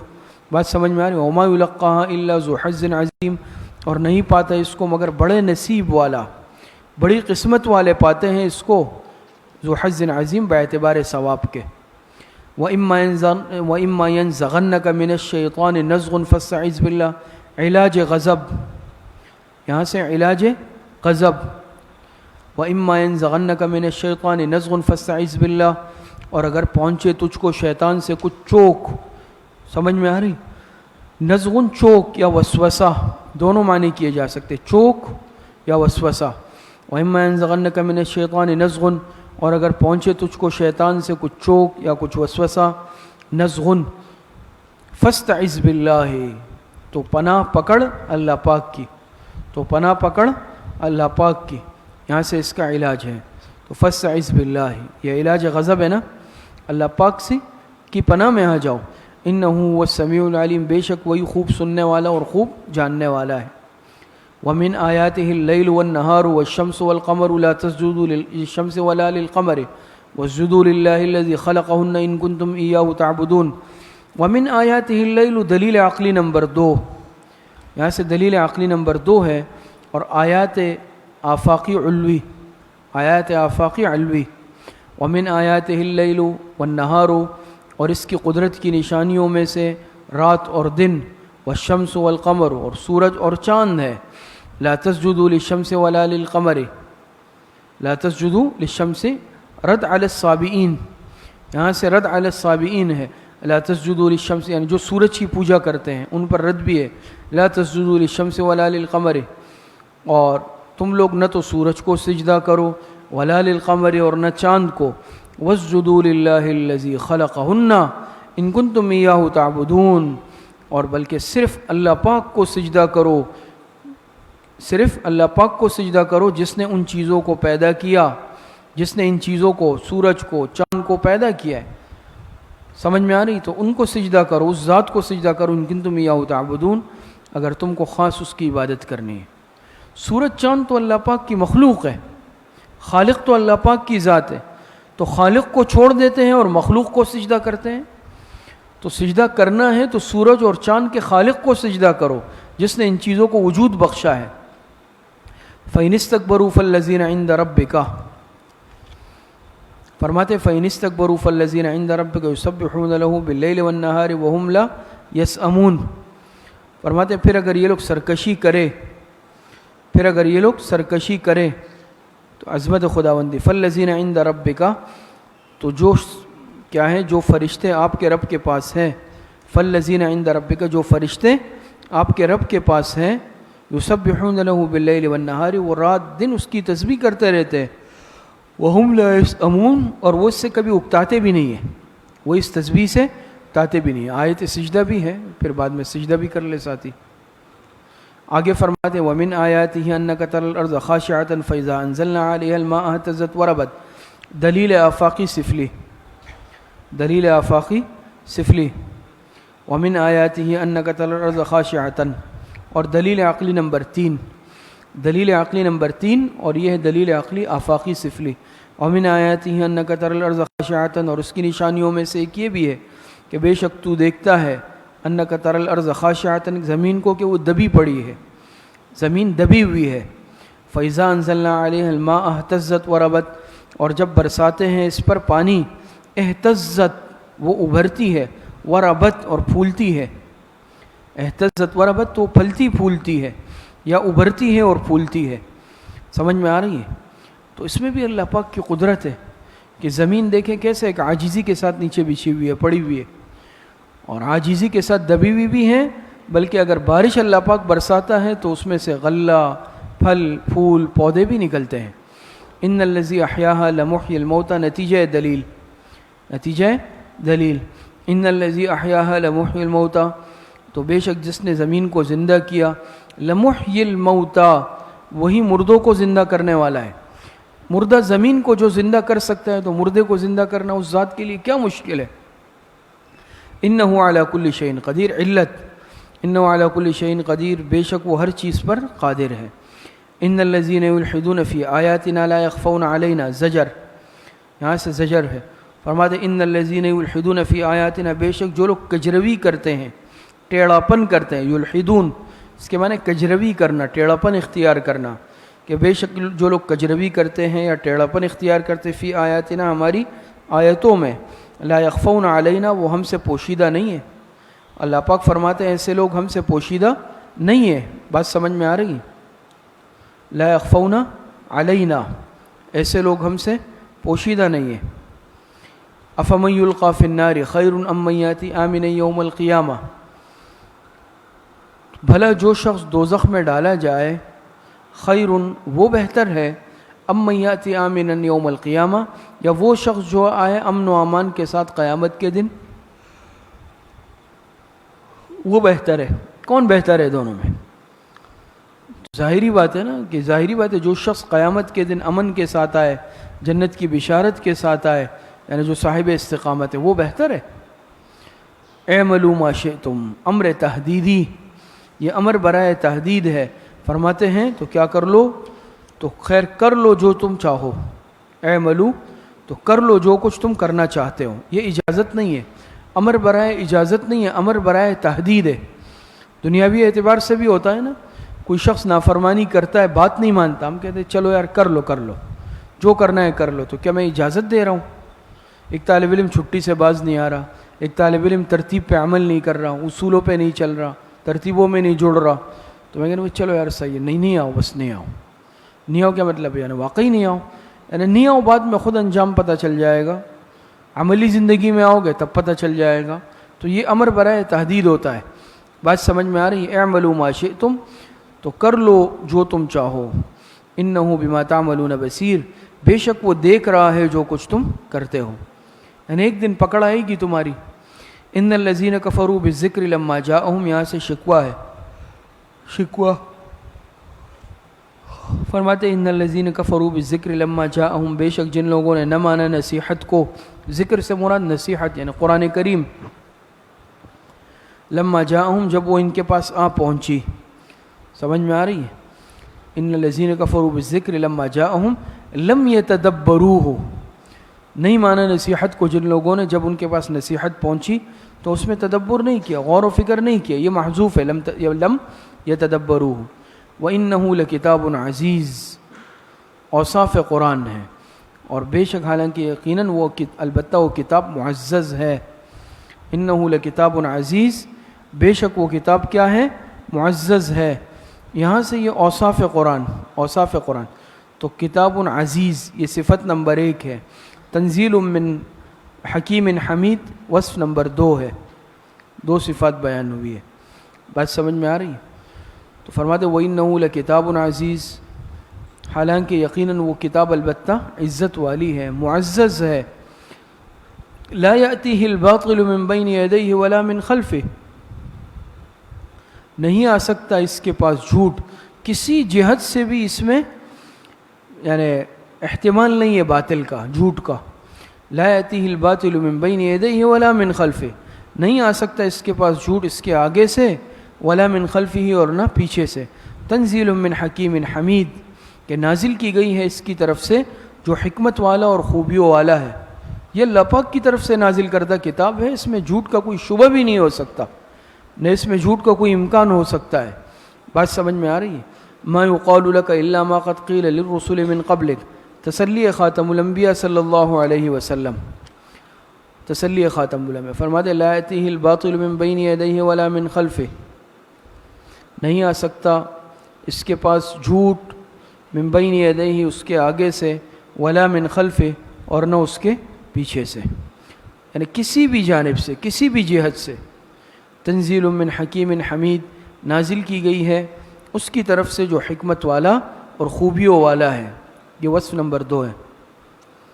ما یقال لک الا ما قد قیل للرسل من قبلک، تسلی خاتم الانبیاء صلی اللہ علیہ وسلم، ما یقال لک، یہاں سے تسلی حضور علیہ الصلاۃ والسلام کو، وہ فرماتے ہیں کہ ما یقال لک ای من الاذی والتکذیب، من الاذی تفسیر قرطبی کے حوالے سے حضرت استاد صاحب نے فرمایا کہ ما یقال ای من الاذی والتکذیب، ما یقال لک الا ما قد قیل للرسل من قبلک، نہیں کہی جاتے آپ سے مگر وہ باتیں جو کہی گئی تھی آپ سے پہلے اور پیغمبروں سے، سمجھ میں آ رہی ہے؟ نہیں کہی جاتی آپ سے وہ باتیں مگر کس چیز سے متعلق؟ اذیت اور تکذیب سے، اذیت سے متعلق اور تکذیب سے متعلق، مگر جو کہی گئی تھی آپ سے پہلے اور پیغمبروں سے بھی، یہ تسلی خاتم الانبیاء ہے کہ صرف آپ کو نہیں، آپ سے پہلے انبیاء کو بھی اذیتیں دی گئی، صرف آپ کو نہیں اذیت دی گئی، صرف آپ کو نہیں جھٹلایا گیا، آپ سے پہلے انبیاء کو بھی جھٹلایا گیا، بات سمجھ میں آ رہی ہے؟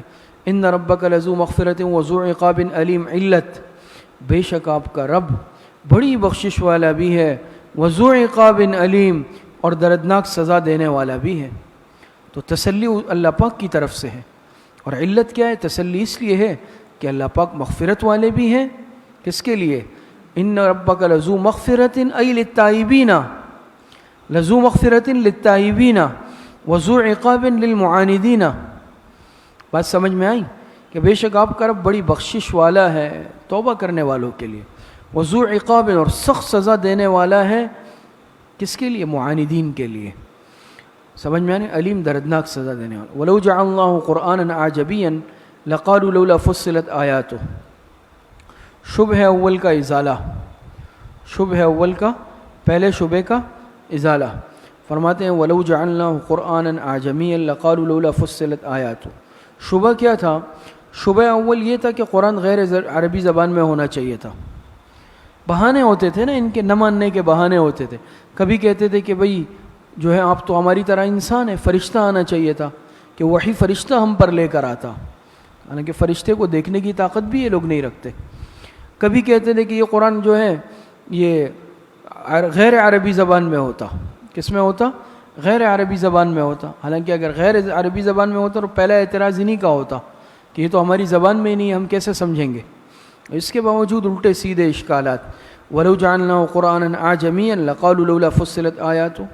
اگر ہم شبہ اول کا جواب، شبہ اول کا ازالہ، اگر یہ قرآن کریم اگر ہم بناتے اس کو عجمی زبان کا، وَلَوْ جَعَلْنَاهُ قُرْآنًا أَعْجَمِيًّا، عجم عرب کی ضد ہے، عجمی عربی کی ضد ہے، غیر عربی.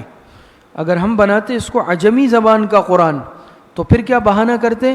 لَقَالُوا لَوْلَا فُصِّلَتْ آیَاتُ، کہتے ہیں کیوں نہیں واضح کی گئی اس کی آیتیں، کیوں نہیں واضح کی گئی؟ تو پھر ان کو یہ بہانہ مل جاتا کہ یہ تو عربی میں ہی نہیں ہے، عربی میں نہیں ہے، ہمیں سمجھ میں نہیں آ رہا. تو پیچھے آیا نا قرآن عربیہ، اللہ پاک نے عربی زبان میں، ان کی زبان عربی تھی اس وقت، اعجمی و عربی. تو فرماتے ہیں کہ کیوں نہیں واضح کی گئی اس کی آیتیں؟ کیا خوب قرآن تو عجمی اور مخاطب عربی. اعجمی کہ کتاب تو عجمی ہے، و عربی اور رسول عربی ہے. اعجمی ای کتاب اعجمی و رسول عربی.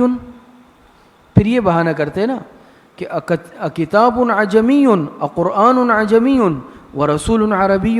یہ کیسی بات ہے کہ رسول پیغمبر عربی ہے، کتاب عجمی زبان میں آئی؟ پھر بہانہ کرتے اعجمی و عربی، کیا خوب قرآن تو عجمی، مخاطب عربی، رسول عربی. قل هو للذین آمنوا ھدی و شفاء.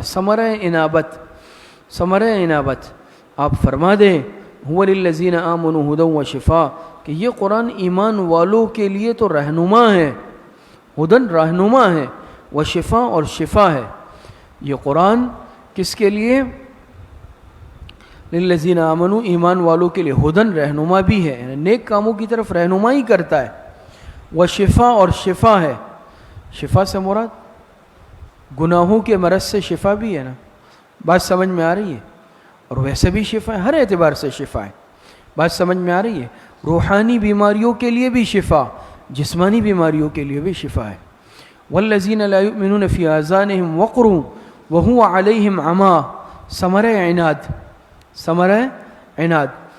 تو اللہ پاک نے فرمایا قرآن تو سراپا ہدایت ہے، رہنمائی والی کتاب ہے، جسمانی روحانی امراض سے شفا والی کتاب ہے. لیکن ثمرہ عناد، اب عناد کا کیا کیا جائے، بغض کا کیا علاج ہو؟ والذین لا یؤمنون فی آذانہم وقر وہو علیہم عمی. اور جو ایمان نہیں لاتے اس کے کانوں میں ڈانٹ ہے، کانوں میں ڈانٹ ہے، وہ یعنی بوجھ ہے، ڈانٹ ہے. وہو علیہم عمی، اور یہ ان کے حق میں اندھے پن کا سبب ہے، ان کے حق میں اندھے پن کا سبب ہے. اولئک ینادون من مکان بعید، گویا کہ وہ پکارے جا رہے ہیں کسی دور جگہ سے، گویا کہ وہ پکارے جا رہے ہیں کسی دور جگہ سے. بات سمجھ میں آ رہی ہے؟ تو قرآن کریم تو واضح کتاب ہے، لیکن کیا کیا جائے کہ ان کے کانوں میں ڈانٹ ہے، حق بات کو سننے سے محروم ہے. حق بات کو سننے سے کیا ہے؟ حق بات کو سننے سے محروم ہے. بات سمجھ میں آ رہی ہے؟ وہو علیہم عمی، اور قرآن کریم کی روشنی اور نور کو دیکھنے سے بھی محروم ہے، اندھے ہیں. کیا ہیں؟ اندھے ہیں. ان کی مثال حضرت استاد صاحب نے فرمایا چمگادڑ کی ہے. چمگادڑ جانتے ہیں نا، خفاش، ان کی، کہ چمگادڑ دن کی روشنی میں نہیں نکلتا، اس کو کچھ نظر نہیں آتا دن کی روشنی میں. تو قصور دن کی روشنی کا ہے یا اس چمگادڑ کا ہے؟ چمگادڑ کا ہے.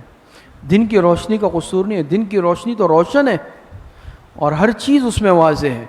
قرآن کی روشنی، قرآن کا نور بالکل واضح ہے، لیکن یہ جو چمگادڑوں کی طرح ہیں، یہ مشرک اور یہ کافر، ان کی آنکھیں اس نور کو دیکھنے سے محروم ہیں. ان کو قرآن کا نور روشنی نظر نہیں آتی، تو اس میں قرآن کا کیا قصور ہے؟ بات سمجھ میں آ رہی ہے؟ تو فرماتے ہیں اولئک ینادون، ان کی تو مثال ایسے ہے گویا کہ ایک دور کی جگہ سے یہ لوگ پکارے جا رہے ہیں. بات سمجھ میں آ رہی ہے؟ اولئک ینادون من مکان بعید. یہ ہے مثال عدم فہم، تمثیل عدم فہم، نہ سمجھنے کی. انسان کو دور سے کوئی بات کر رہا ہو نا، اس کو سمجھ میں نہیں آتی کہ بھائی سمجھ نہیں آ رہا کیا کہہ رہے ہو. تو ان کے لیے بھی گویا کہ یہ قرآن ایسا ہے جیسے کہ کسی شخص کو دور سے پکارا جاتا ہے، یہ لوگ کچھ بھی نہیں سمجھتے، بالکل ایک محروم لوگ ہیں. اولئک ینادون من مکان بعید. تو یہ تمثیل جو ہے نا، یہ عدم فہم میں ہے، یہ دور سے پکارنے کی مثال نہ سمجھنے میں ہے. اولئک ینادون من مکان، جیسے دور سے سننے والا شخص کچھ نہیں سمجھتا، یہ لوگ بھی کچھ نہیں سمجھ رہے. اولئک ینادون من مکان بعید، گویا وہ پکارے جا رہے ہیں دور جگہ سے. وَلَقَدْ آتَيْنَا مُوسَى الْكِتَابَ فَاخْتُلِفَ فِيهِ، ازالہ شبہ ثانی، ازالہ شبہ ثانی. شبہ ثانی کیا تھا؟ شبہ ثانی یہ تھا کہ لولا نزل علیہ القرآن جملۃ واحدہ، بہانے تھے نا کہ قرآن ایک ساتھ، قرآن 23 سال کے عرصے میں جو ہے نازل ہوا ہے. سمجھ میں آ رہی ہے؟ قرآن کریم 23 سال کے عرصے میں تدریجاً نازل ہوا ہے. آپ کو معلوم ہے نا، یک بارگی نازل نہیں ہوا. بات سمجھ میں آ رہی ہے؟ تو وَلَقَدْ آتَيْنَا مُوسَى الْكِتَابَ فَاخْتُلِفَ فِيهِ، فرماتے ہیں البتہ تحقیق ہم نے دی موسیٰ علیہ السلام کو کتاب، فَاخْتُلِفَ فِيهِ، اس میں اختلاف کیا گیا. تو اس میں کیا کیا گیا؟ اختلاف، یعنی بعض نے مانا اور بعض نے نہ مانا، بعض نے مانا اور بعض نے نہ مانا. تو یہ قرآن کریم بھی ایک بارگی نازل نہیں ہوا. بات سمجھ میں آ رہی؟ تدریجاً ترتیب کے مطابق کیا کیا گیا؟ نازل کیا گیا ہے. تو یہ بہانہ بھی ان کے پاس نہیں کہ بھئی یہ تو ایک ساتھ نازل ہوا، ہمارے لیے سمجھنا مشکل، ہمارے لیے اس کو یاد کرنا مشکل. تو یہ بہانہ بھی نہیں ہے. وَلَقَدْ آتَيْنَا مُوسَى الْكِتَابَ، اور البتہ تحقیق ہم نے دی موسیٰ کو کتاب. بات سمجھ میں آئی؟ کتاب سے مراد کون سی کتاب ہے؟ تورات مراد ہے. فَاخْتُلِفَ فِيهِ، تو اس میں اختلاف کیا گیا. کیا کیا گیا؟ اختلاف. کیا مراد ہے؟ کہ بعض نے مانا بعض نے نہیں مانا. وَلَوْلَا كَلِمَةٌ سَبَقَتْ مِن رَبِّكَ لَقُضِيَ بَيْنَهُمْ، اور یہاں سے ازالہ شبہ ثالث، ازالہ شبہ ثالث. شبہ ثالث کیا تھا؟ شبہ ثالث یہ تھا کہ جب ہم نہیں مانتے تو ہم پر عذاب کیوں نہیں آتا؟ ایسے بدبخت ہیں، ہم تو نہیں مان رہے نا قرآن، ہم پہ عذاب کیوں نہیں آ رہا؟ تو فرمایا وَلَوْلَا كَلِمَةٌ سَبَقَتْ مِن رَبِّكَ لَقُضِيَ بَيْنَهُمْ، اگر نہ ہوتی ایک بات جو پہلے سے ٹھہر چکی ہے آپ کے رب کی طرف سے تو ان میں فیصلہ کر دیا جاتا، یعنی ان پر جلدی عذاب کی. لَقُضِيَ بَيْنَهُمْ تو جلدی آ جاتا اور ان کو ہلاک کر دیا جاتا. لیکن یہ اللہ پاک کی طرف سے ہے. بات سمجھ میں آئی کہ عذاب کا وقت معین ہے، اپنے وقت پر آئے گا، اس سے پہلے نہیں آ سکتا. تو اللہ پاک نے وقت مقرر کیا ہے، اس لیے لوگ اب تک بچے ہوئے ہیں. اور شبہ سمجھے کہ ہم پر عذاب کیوں نہیں آ رہا، فوراً آ جائے، ابھی آ جائے. تو اللہ پاک نے ہر چیز کا ایک وقت مقرر کیا ہوتا ہے. جب وقت آئے گا تو پھر پکڑ آئے گی تم پر. بات سمجھ میں؟ تو دنیاوی عذاب کی صورتیں ان پر آئی نا. بدر میں مارے گئے، احد میں مارے گئے، مختلف غزوات میں پکڑے گئے، قید کیے گئے، مارے گئے، یہ بھی عذاب ہے. ان پر قحط سالی آئی، یہ بھی ایک عذاب ہے. بہت سارے عذاب ان پر آئے. تو وَلَوْلَا كَلِمَةٌ سَبَقَتْ مِن رَبِّكَ ازالہ شبہ ثالث، اور اگر نہ ہوتی ایک بات جو پہلے سے ٹھہر چکی آپ کے رب کی طرف سے، لَقُضِيَ بَيْنَهُمْ تو ان میں فیصلہ کر دیا جاتا. وَإِنَّهُمْ لَفِي شَكٍّ مِّنْهُ مُرِيبٍ، اور بے شک وہ اس قرآن سے ایسے شک میں ہیں، ایسے شک میں ہیں، منہ مریب، کہ جو پریشان کرنے والا ہے. بات سمجھ میں آئی؟ جو ان کو پریشان کرنے والا ہے، شک میں ہے، باوجود قیام براہین کے، دلائل کے قیام کے شک میں ہے. منہ مریب، جو ان کو پریشان کرنے والا ہے. یعنی منہ کی ہو ضمیر یا تو قرآن کی طرف لوٹ رہی ہے، اس قرآن سے شک میں ہے، یا فیصلے کی طرف کہ اس فیصلے سے شک میں ہے.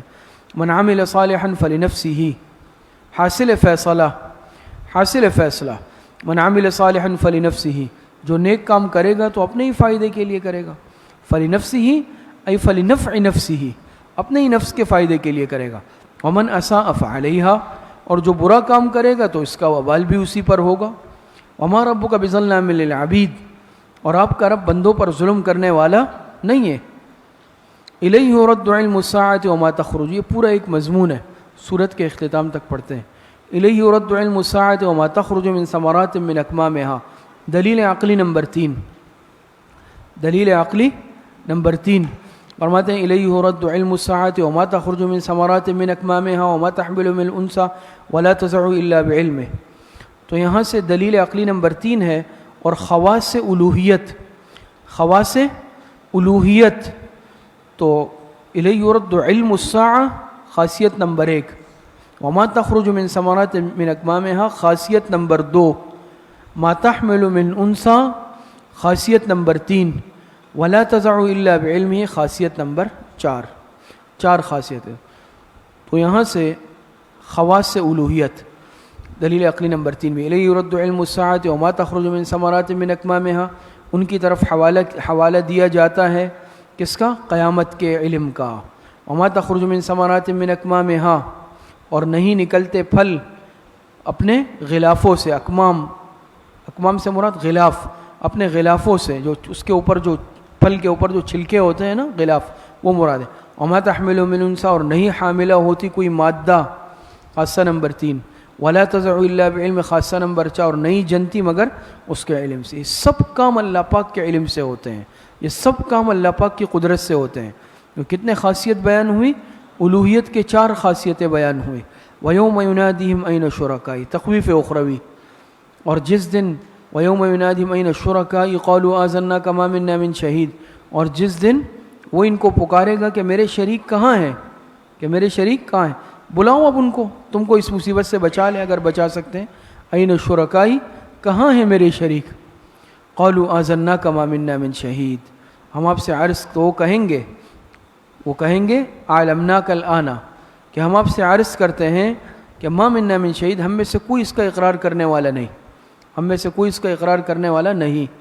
ما منا من شہید، بات سمجھ میں آئی؟ ای شاہد بأن لک شریکا، تو اقراری مجرم. وضل عنہم ما كانوا يدعون من قبل وظنوا ما لهم من محیص، اور غائب ہو جائیں گے ان سے وہ سب، ما كانوا يدعون من قبل، جن کو وہ پہلے پکارتے تھے، پہلے پکارا کرتے تھے. وظنوا ما لهم من محیص، اور وہ سمجھ لیں گے کہ نہیں ہے ان کے لیے بھاگنے کی کوئی جگہ. محیص جائے فرار، اور وہ سمجھ جائیں گے کہ ان کے لیے بھاگنے کی کوئی جگہ نہیں ہے یا خلاصی کی کوئی صورت نہیں ہے. لا يسأم الانسان من دعاء الخیر، شکوہ کفار، لا يسأم الانسان من دعاء الخیر، شکوہ کفار اور امراض کفار. لا يسأم الانسان من دعاء الخیر، مرض نمبر 1. کیا ہے مرض نمبر 1؟ مرض اول کمال حرص، مرض اول کمال حرص. اور وَإِن مَسَّهُ الشَّرُّ مرض ثانی، وَإِن مَسَّهُ الشَّرُّ سے کیا ہے؟ وَإِن مَسَّهُ الشَّرُّ سے مرض ثانی بدظنی. سمجھ میں آ رہی ہے؟ سوء ظن باللہ، اللہ پاک سے بدظنی. سمجھ میں آ رہی ہے؟ وَلَئِنْ أَذَقْنَاهُ رَحْمَةً مرض ثالث غایت ناشکری اور کبر، غایت ناشکری اور کبر. کتنے امراض بیان ہوئے؟ 3. تو لا يسأم الانسان سے مرض اول کمال حرص، وَإِن مَسَّهُ الشَّرُّ سے مرض ثانی سوء ظن باللہ، اور وَلَئِنْ أَذَقْنَاهُ سے مرض ثالث غایت ناشکری اور کبر. لا يسأم الانسان من دعاء الخیر. فرماتے ہیں کہ انسان بھلائی نہیں تھکتا، انسان بھلائی مانگنے سے، ترقی کی خواہش سے اس کا دل بھرتا ہی نہیں ہے. بات سمجھ میں آ رہی ہے؟ یہ ہر وقت چاہتا ہے کہ بس دنیا میں آگے بڑھ جاؤں. تو ترقی کی دعا مانگنے سے، ترقی دنیاوی کی دعا مانگنے سے انسان کبھی تھکتا نہیں ہے. وَإِن مَسَّهُ الشَّرُّ، اور اگر پہنچتی ہے اس کو کوئی تکلیف تو فَيَئُوسٌ قَنُوطٌ، تو ہو جاتا ہے آس توڑنے والا نا امید، آس توڑنے والا نا امید. فَيَئُوسٌ أَي بِالْقَلْبِ، قَنُوطٌ بِالْوَجْهِ، دونوں میں فرق ہے. مایوسی اس کا تعلق دل سے ہے، قنوط آس توڑنے والا اس کا تعلق ظاہر سے ہے. سمجھ میں آنے؟ ایک دلی نا امیدی ہوتی ہے، ایک ظاہری نا امیدی ہوتی ہے. تو یہ دونوں کے اندر مبتلا ہو جاتے ہیں، دل بھی نا امید ہو جاتا ہے، ظاہری بھی نا امید ہو جاتے ہیں. تو فیئوس قنوط تو ہو جاتا ہے آس توڑنے والا اور نا امید. وَلَئِنْ أَذَقْنَاهُ رَحْمَةً مِنَّا مرض ثالث غایت ناشکری اور کبر. اور البتہ اگر ہم، اللہ پاک فرماتے ہیں، مزہ چکاتے ہیں اس کو اپنی رحمت کا، من بعد ضراء مسته، اس تکلیف کے بعد جو پہنچی تھی اس کو، لَيَقُولَنَّ هَذَا لِي، پہلا قول باطل، لَيَقُولَنَّ هَذَا لِي، تو کہنے لگتا ہے کہ یہ تو میرا حق تھا. انسان ایسا عجیب ہے، خیر کی دعائیں مانگتے، بھلائی کی دعائیں مانگتے تھکتا نہیں ہے، لیکن اگر ذرا سی تکلیف پہنچتی ہے، دعا قبول نہیں ہوتی، بالکل مایوس ہو جاتا ہے. سخت حالات پیش آتے ہیں، مایوس ہو جاتا ہے. ایسے مایوس ہوتا ہے جیسے کہ اب کوئی ذات ہے ہی نہیں بچانے والی، دعا قبول کرنے والی. بس مخلوق کے ظاہری اسباب منقطع ہوتے ہیں اور یہ مایوس ہو جاتا ہے. حالانکہ اللہ پاک مسبب الاسباب ہے. بات سمجھ میں آ رہی ہے؟ اللہ پاک سے مانگتا نہیں ہے، مایوس. اور اگر کوئی بھلائی خیر پہنچتی ہے تو پھر اکڑنے لگتا ہے، اپنی طرف منسوب کرنے لگتا ہے کہ میں ایسا، میں ایسا، میں ایسا. وما اظن الساعة قائمة، تو لَيَقُولَنَّ هَذَا لِي، پہلا قول باطل. پہلا قول باطل یہ ہے کہ یعنی اپنی طرف منسوب کرتا ہے ہر چیز کو. وما اظن الساعة قائما، اور میں نہیں سمجھتا کہ قیامت آنے والی ہے. دوسرا قول باطل، قیامت کا انکار. وما اظن الساعة قائما، اور میں نہیں سمجھتا کہ قیامت آنے والی ہے کہتا ہے. ولئن رجعت الى ربی، تیسرا قول باطل، تیسرا قول باطل. ولئن رجعت الى ربی ان لی عنده للحسنى. اور کیا کہتا ہے؟ پہلے تو دوسرا قول باطل یہ کہتا ہے کہ قیامت آئے گی نہیں، اور کہتا ہے چلے اگر آ بھی گئی، چلے اگر بالفرض قیامت آ بھی گئی، میں اللہ پاک کے پاس لوٹایا گیا، وَلَئِن رُجِعْتُ إِلَىٰ رَبِّي إِنَّ لِي عِندَهُ لَلْحُسْنَىٰ، تو بے شک میرے لیے اس کے پاس البتہ بہتری ہی ہے، وہاں بھی میرے مزے ہوں گے. یہ سمجھتا ہے کہ دنیا میں جس طرح میں مزوں میں تھا، مال دولت اسباب تھے، تو یہ میرے قبولیت کی دلیل ہے. اگر میں اچھا نہیں ہوتا تو اللہ پاک مجھے کیوں دنیا میں مزوں میں رکھتا؟ حالانکہ یہ اس بات کی علامت دلیل تھوڑی ہے. تو یہ اس پر قیاس کر کے کہتا ہے کہ میں یہاں مزوں میں ہوں، اول تو قیامت آئے گی نہیں، اور اگر آ بھی گئی تو میرے وہاں بھی مزے ہوں گے. پتہ نہیں ہے کہ وہاں جو ہے پتہ چلے گا اس کو. بات سمجھ میں آ رہی ہے؟ تو تیسرا قول باطل یہ ہے کہ وَلَئِن رُجِعْتُ إِلَىٰ رَبِّي، اور البتہ اگر میں لوٹائے بھی گیا اپنے رب کی طرف تو إِنَّ لِي عِندَهُ لَلْحُسْنَىٰ، بے شک میرے لیے اس کے پاس بھی البتہ بہتری ہی ہے. فَلَنُنَبِّئَنَّ الَّذِينَ كَفَرُوا بِمَا عَمِلُوا، تخویف اخروی، تخویف اخروی ہے. تو اللہ پاک فرماتے ہیں سو ضرور بتا دیں گے ہم ان کافروں کو بما عملوا، جو عمل کرتے ہیں. پتہ چل جائے گا، بڑی بڑی ڈنگیں مار رہے کہ آخرت میں ہی بہتری ہے، پتہ چلے گا. تو اللہ پاک فرماتے ہیں سو البتہ ضرور بتا دیں گے ہم ان کافروں کو بما عملوا، جو عمل وہ کرتے ہیں. وَلَنُذِيقَنَّهُم مِّنْ عَذَابٍ غَلِيظٍ، اور ضرور ہم مزہ چکائیں گے ان کو سخت عذاب کا، یعنی آخرت میں. وَإِذَا أَنْعَمْنَا عَلَى الْإِنسَانِ أَعْرَضَ وَنَأَىٰ بِجَانِبِهِ. اب فرماتے ہیں وَإِذَا أَنْعَمْنَا عَلَى الْإِنسَانِ أَعْرَضَ وَنَأَىٰ بِجَانِبِهِ. شکوہ غافلین مومنین، شکوہ غافلین مومنین. فرماتے وَإِذَا أَنْعَمْنَا عَلَى الْإِنسَانِ أَعْرَضَ وَنَأَىٰ بِجَانِبِهِ، اور جب ہم نعمت عطا کرتے ہیں انسان کو تو منہ موڑ لیتا ہے. اعرض، اعراض کرنا، منہ موڑ لیتا ہے. وَنَأَىٰ بِجَانِبِهِ، اور کروٹ پھیر لیتا ہے. ایک چہرہ پھیرنا، ایک پورا جسم پھیر لینا. سمجھ میں آ رہی؟ بالکل ہی اعراض کرتا ہے تو منہ موڑ لیتا ہے اور کروٹ پھیر لیتا ہے. وَإِذَا مَسَّهُ الشَّرُّ فَذُو دُعَاءٍ عَرِيضٍ، اور جب پہنچتی ہے اس کو تکلیف تو خوب لمبی چوڑی دعائیں کرنے لگتا ہے. فَذُو دُعَاءٍ أَيْ بِاللِّسَانِ، تو پھر خوب لمبی چوڑی. جب انعامات ملتے ہیں تو منہ پھیر لیتا ہے، جب پریشانی آتی ہے تو پھر دعاؤں میں لگ جاتا ہے. قُلْ أَرَأَيْتُمْ إِنْ كَانَ مِنْ عِنْدِ اللَّهِ ثُمَّ كَفَرْتُمْ بِهِ مَنْ أَضَلُّ مِمَّنْ هُوَ فِي شِقَاقٍ بَعِيدٍ. یہاں سے زجر ہے، یہاں سے زجر ہے. قُلْ أَرَأَيْتُمْ إِنْ كَانَ مِنْ عِنْدِ اللَّهِ. اچھا، تو یہاں سے کس چیز کا بیان؟ زجر کا. وَإِذَا أَنْعَمْنَا عَلَى الْإِنسَانِ أَعْرَضَ وَنَأَىٰ بِجَانِبِهِ. اچھا، تو یہ جو آیت ہے وَإِذَا أَنْعَمْنَا عَلَى الْإِنسَانِ أَعْرَضَ، قاضی ثناء اللہ صاحب پانی پتی رحمۃ اللہ علیہ تفسیر مظہری میں لکھا ہے کہ پہلا شکوہ کفار کا تھا اور یہ شکوہ مومنین غافلین کا ہے. دونوں میں فرق ہے شکوہ میں. پہلے شکوہ کفار تھا اور اب جو پیچھے آیت گزری اس میں شکوہ مومنین غافلین ہے. اچھا، کہاں سے؟ قُلْ أَرَأَيْتُمْ إِنْ كَانَ مِنْ عِنْدِ اللَّهِ، یہاں سے ہے. یہ زجر ہے.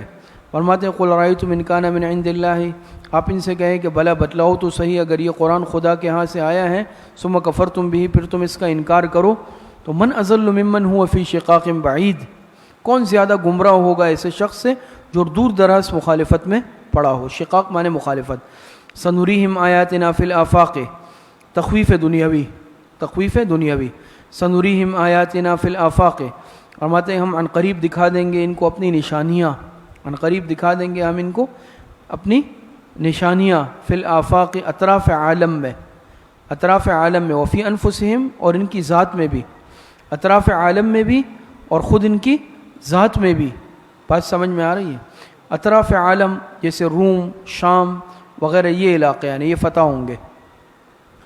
اور وفی انفسہم اس سے مراد بدر اور فتح مکہ. سمجھ گئے؟ آفاق سے مراد جیسے روم اور شام وغیرہ کی فتح، اور انفسہم سے مراد جیسے بدر وغیرہ اور فتح مکہ. یہ تو خود وہیں کے رہنے والے تھے نا. حتی یتبین لہم انہ الحق، یہاں تک کہ ان پر ظاہر ہو جائے گا کہ بے شک یہ قرآن، انہو اے ان القرآن الحق، کہ بے شک یہ قرآن حق ہے. اولم یکفی بربک، دلیل عقلی نمبر 4. اولم یکفی بربک انہ علی کل شیء شہید، کیا نہیں کافی آپ کے رب کی طرف سے یہ بات، یہ بات زائدہ ہے، کیا کافی نہیں ہے آپ کے رب کی طرف سے یہ بات کہ انہ علی کل شیء شہید، بے شک وہ ہر چیز پر حاضر و ناظر ہے، خبردار ہے، حاضر و ناظر ہے۔ الا انہم فی مریۃ من لقاء ربہم، تخویف اخروی، الا انہم فی مریۃ من لقاء ربہم، خبردار بے شک وہ اپنے رب کی پیشی سے شک میں پڑے ہوئے ہیں۔ الا انہ بکل شیء محیط، خبردار بے شک وہ ہر چیز کو گھیرے ہوئے ہیں، ہر چیز کا احاطہ کیے ہوئے ہیں۔ صدق اللہ العظیم۔